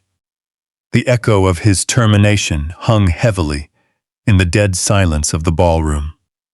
The crowd of politicians and corporate leaders was completely paralyzed, holding their breath as they waited to see what would happen next. I looked down at the man who had tried to steal my life and ruin my daughter, watching him sob softly with his face in his hands, his false bravado completely gone. However, firing him was merely an administrative action, a corporate formality. The true penalty for his betrayal had to extend beyond the walls of Apex Innovations. I slowly moved my gaze away from Sean, looking toward the back of the large ballroom, and raised my right hand in a simple, silent gesture. The signal Stephen and I had planned hours earlier. The heavy mahogany doors at the main entrance swung wide open, slamming against the walls with a loud bang that made several guests jump. A squad of 12 federal agents from the Financial Crimes Division marched into the room, dressed in dark tactical gear and heavy vests, displaying the bright yellow letters of the FBI. Their arrival shattered the last illusions of high society elegance. Moving with military precision, their heavy black boots clicked rhythmically against the marble floor. The wealthy guests scattered, men in tuxedos and women in designer gowns, practically climbing over each other to get out of the way, wanting to be nowhere near the blast radius of a federal raid. The lead agent walked straight toward the main stage, without looking left or right, climbing the wooden steps with heavy, purposeful strides, while two other agents covered his flank. Sean lifted his tear-streaked face just in time to see federal authorities surround him. Scrambling backward like a cornered animal, he babbled incoherent pleas, begging the agents to wait and promising he could explain everything to a judge. The lead agent ignored his sobbing, roughly grabbed the shoulder of Sean's expensive tuxedo and pulled him to his feet. The agent yanked Sean's arms behind his back, and the sharp metal sound of heavy steel handcuffs locking tightly around his wrists echoed through the microphone I still stood beside. It was the most satisfying sound I had heard in a decade. As the cold steel bit into his skin, Sean let out a high-pitched cry of despair. The untouchable corporate executive instantly turned into a crying federal prisoner. On the ballroom floor, the reality of the situation hit Howard's arrogant mind. Seeing his son in handcuffs and the federal raid in full swing, the cowardice that defined his entire life took over. He didn't try to help his son or check on his wife. Howard simply turned on his white loafers and ran. Pushing past a city councilman, he sprinted toward a side exit near the catering kitchen, looking ridiculous running in his cashmere sweater, believing he could slip away into the night and escape the consequences of his greed. However, Stephen had prepared for every variable. Two broad-shouldered federal agents had been guarding that exit in the shadows for over an hour. As Howard slammed his weight against the brass handle of the door, the agent stepped forward, stopping him with brutal efficiency. One agent grabbed Howard's sweater, pinning him firmly against the patterned wallpaper, as Howard let out a cry of fear when his hands were cuffed behind his back. Cynthia froze near the ice sculpture, watching her husband, Capswell, pinned to the wall, and her son captured on stage. Her heavily makeup-covered face was a mask of pure terror. A female federal agent walked up to her with a stern, unyielding expression, pulling a thick stack of legal warrants from her jacket. She loudly informed Howard and Cynthia that they were under official investigation for federal racketeering and receiving stolen corporate capital. Announcing to the quiet ballroom, she stated that every bank account in their names had been frozen, and their luxury cars, offshore accounts, and the 80-foot yacht in Miami were seized by the federal government. The agent looked straight at Cynthia, demanding she hand over the diamond necklace around her neck, stating it was purchased with embezzled funds and was now listed as active federal evidence. Cynthia let out a cry of anguish, the sound of a woman watching her entire fabricated universe burn to ashes. Her knees gave out beneath her silk coat, and she collapsed onto the floor, crying hysterically. The female agent showed no leniency, leaning down to unclamp the heavy diamond necklace directly from Cynthia's neck and tossing the jewelry into a clear plastic evidence bag with a quiet thud. Cynthia remained on the floor, sobbing and reaching out with trembling hands toward the wealthy guests she had tried to impress all evening, begging for help and pleading for someone to call a lawyer. But the crowd returned her pleas with absolute indifference and disgust. The society she had been so desperate to join now looked at her as if she were a diseased animal. The lead agent on stage nodded to his team, and the authorities began escorting Sean, Howard, and Cynthia toward the main entrance in a march of total disgrace. Sean stumbled down the stage steps, his head hanging low to hide his crying face, unable to look at the board members who had just witnessed his complete downfall. Howard was dragged along by the collar of his ruined sweater, his white loafers scraping against the carpet as he mumbled incoherent excuses. Cynthia was forced to her feet to walk beside them, her makeup running down her cheeks in dark trails. The entire ballroom watched in dead silence as the family was escorted out into the cold night, wearing steel handcuffs, completely stripped of their stolen wealth and fabricated dignity. I stood on the podium, watching the heavy mahogany doors close behind them.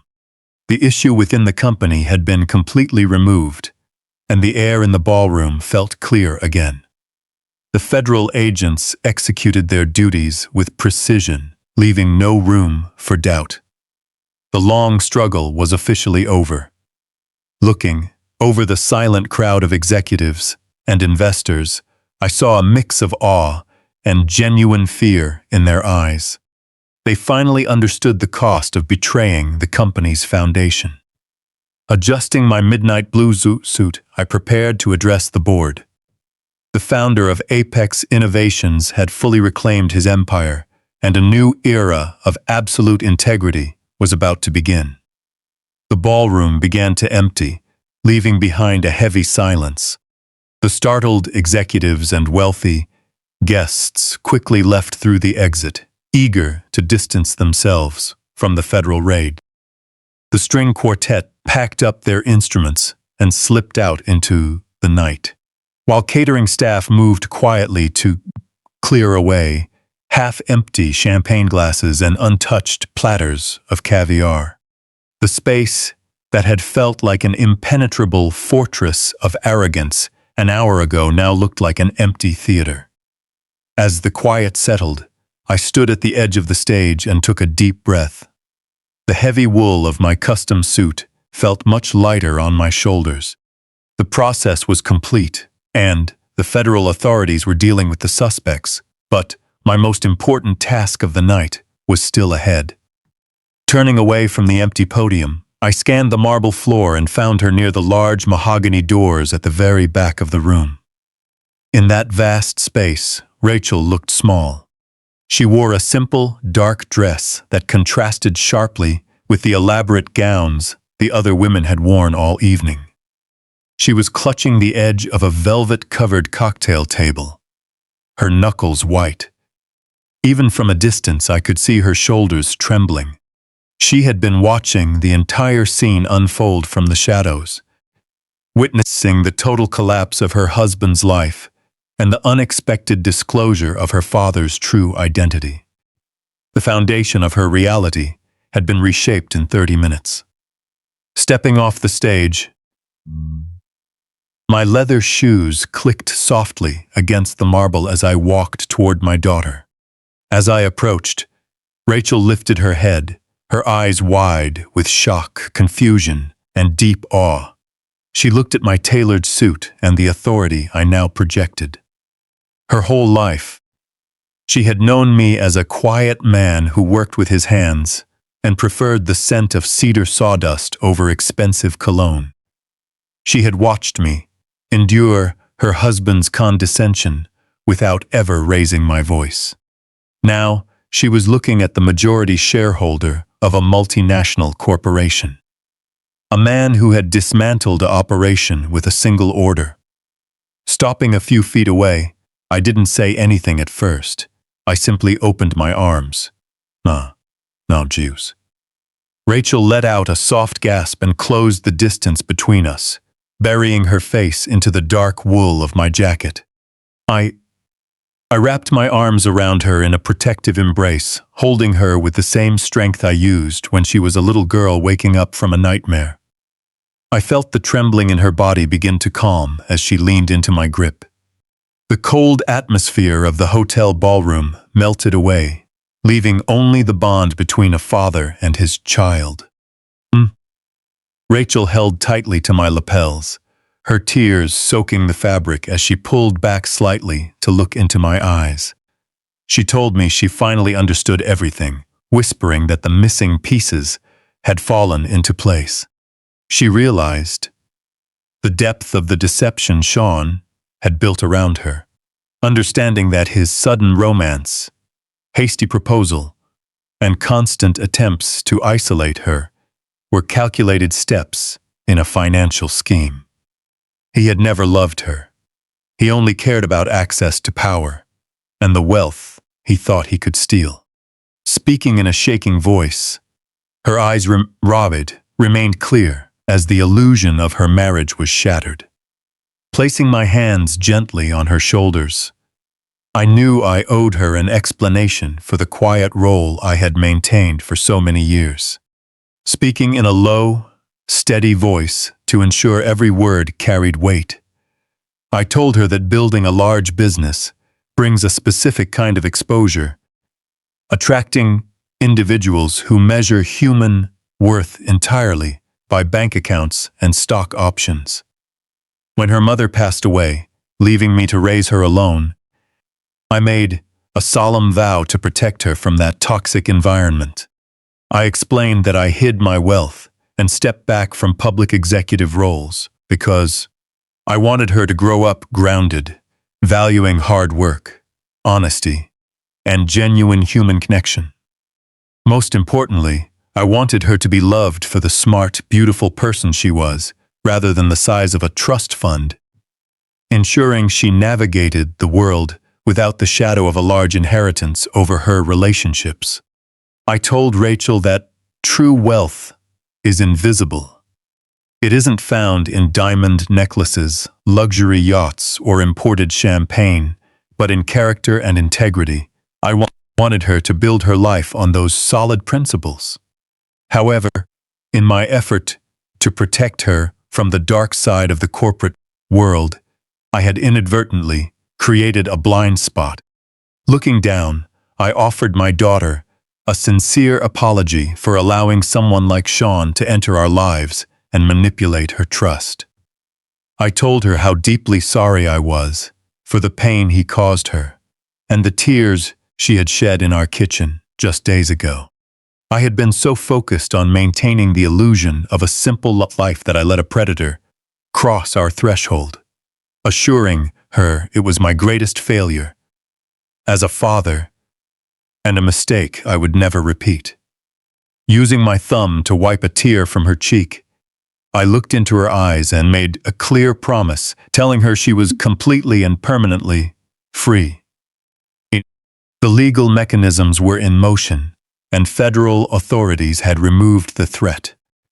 Sean and his family would face the consequences of their greed for the rest of their lives, and they would never cast a shadow over her again.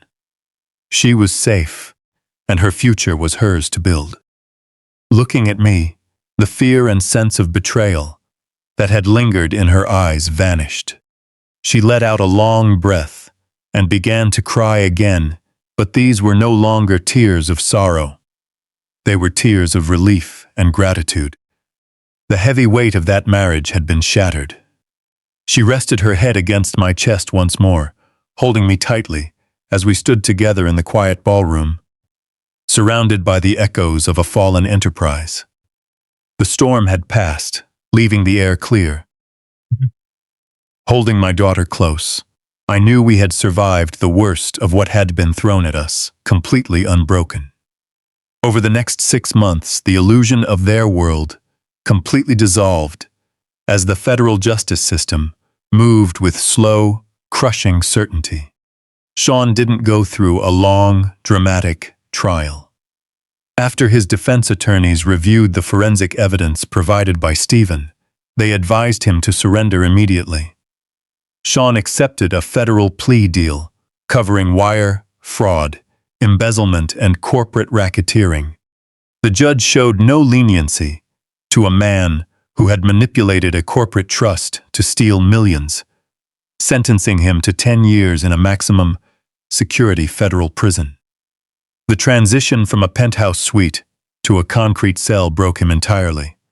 Swapping his custom wool suits for a standard issue orange jumpsuit.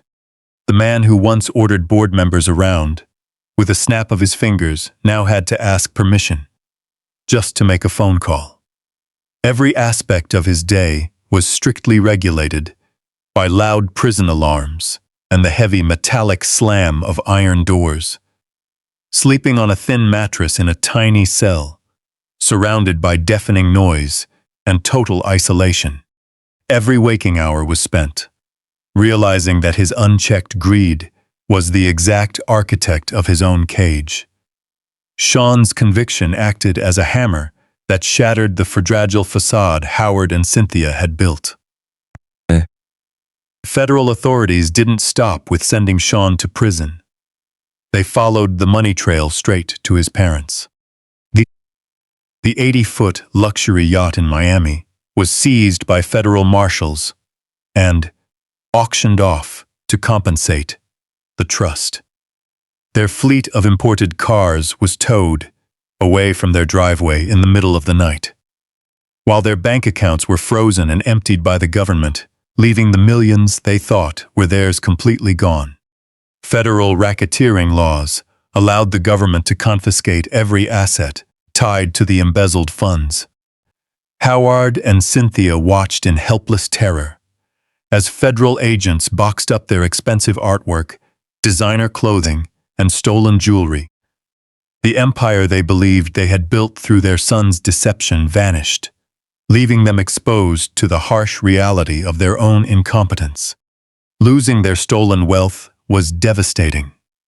But for Cynthia, the social downfall was even more painful. High society operates under ruthless rules, and the moment news of Sean's federal indictment hit the morning papers, Howard and Cynthia were permanently exiled. Their country club memberships were revoked, and invitations to charity galas and exclusive dinners stopped coming entirely. Cynthia tried calling her wealthy friends, desperate for a sympathetic ear or a loan. But every call went straight to voicemail.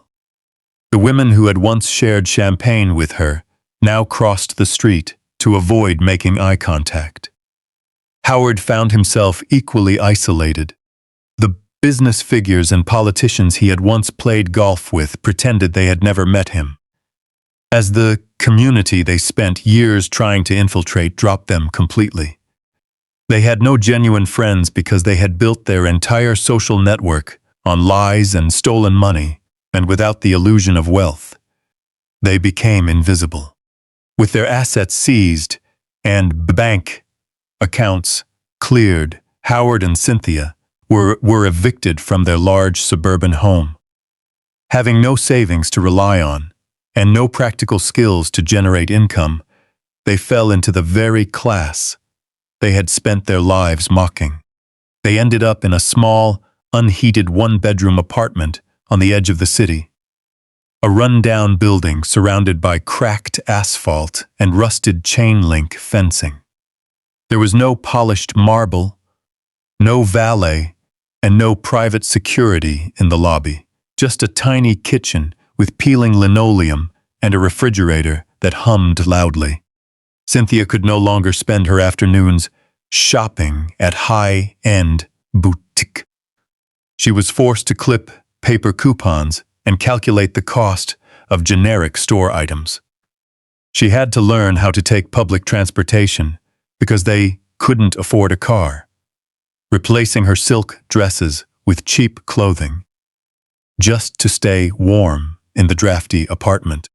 The contrast between her past life and present reality was a constant source of frustration. Howard struggled to process his new life, having spent his adult years pretending to be an industry figure without ever performing real labor. Now, the harsh reality of poverty demanded action he was incapable of taking. Unpaid utility bills piled up on their small, scratched dining table, and with Sean locked in federal prison, there was no one left to steal money for them. Howard was forced to swallow his pride and search for work. But at 60 years old, with a ruined reputation and no verifiable skills, his options were severely limited. The man who had once mocked service workers from the deck of a stolen yacht had to apply for entry-level retail positions, only for hiring managers to dismiss him after looking at his blank resume. Sitting in the cold apartment every day, staring at the peeling paint, the constant fear of eviction replaced the arrogant confidence he used to project. He had built his identity on feeling superior to the working class.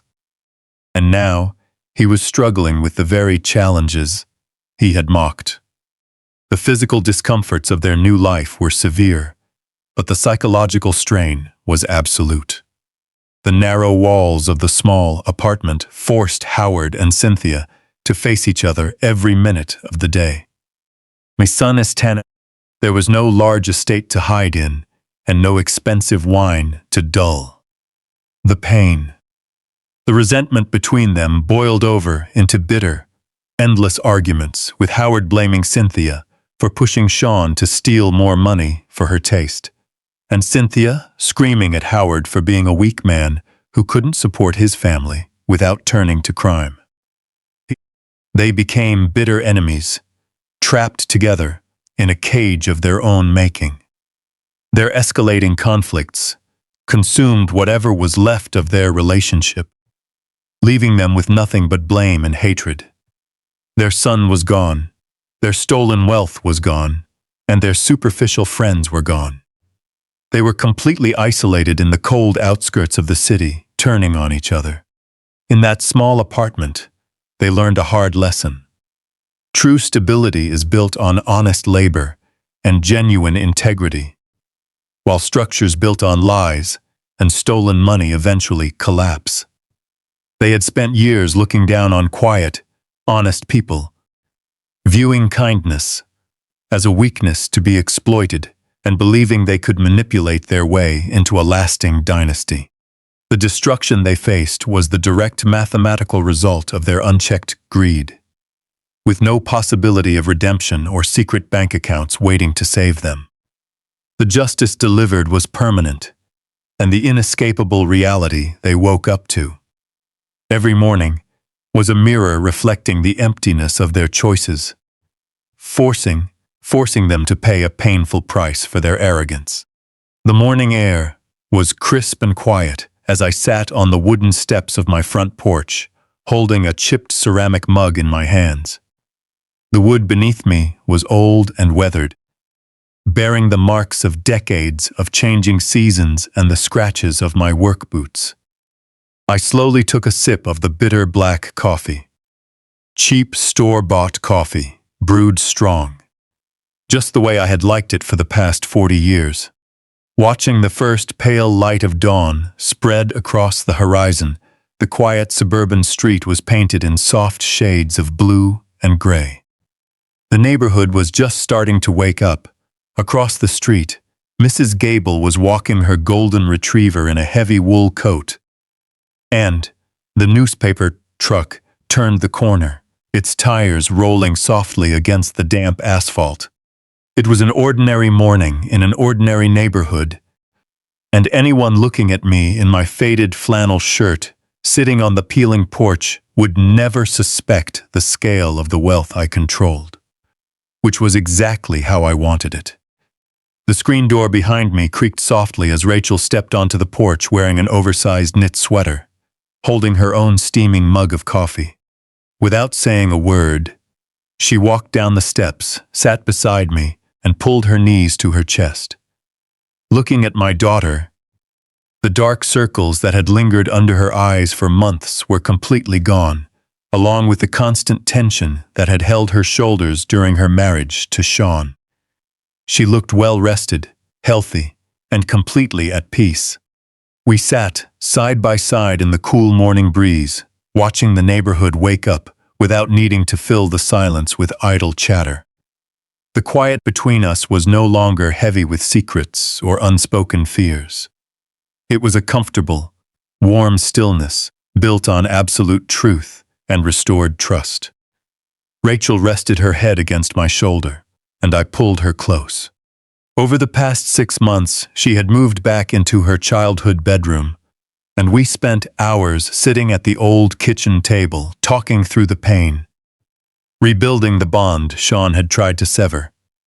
Shortly after the legal proceedings ended, she asked me why I didn't want to move, knowing I could buy an estate anywhere, a fleet of luxury cars, or a private plane. I told her the exact same thing I had told myself for years. A house is merely a structure made of wood and glass, but a home is a container for human memories. I had built this house with my own hands, carried her mother across the threshold, and marked her height on the kitchen doorframe every summer before she went to college. No amount of corporate capital could buy that history, and moving into a cold, empty mansion wouldn't improve my quality of life. It would only erase the grounded reality I had spent decades cultivating. The wealth I held was no longer a hidden burden. It had returned to its proper function as a simple tool.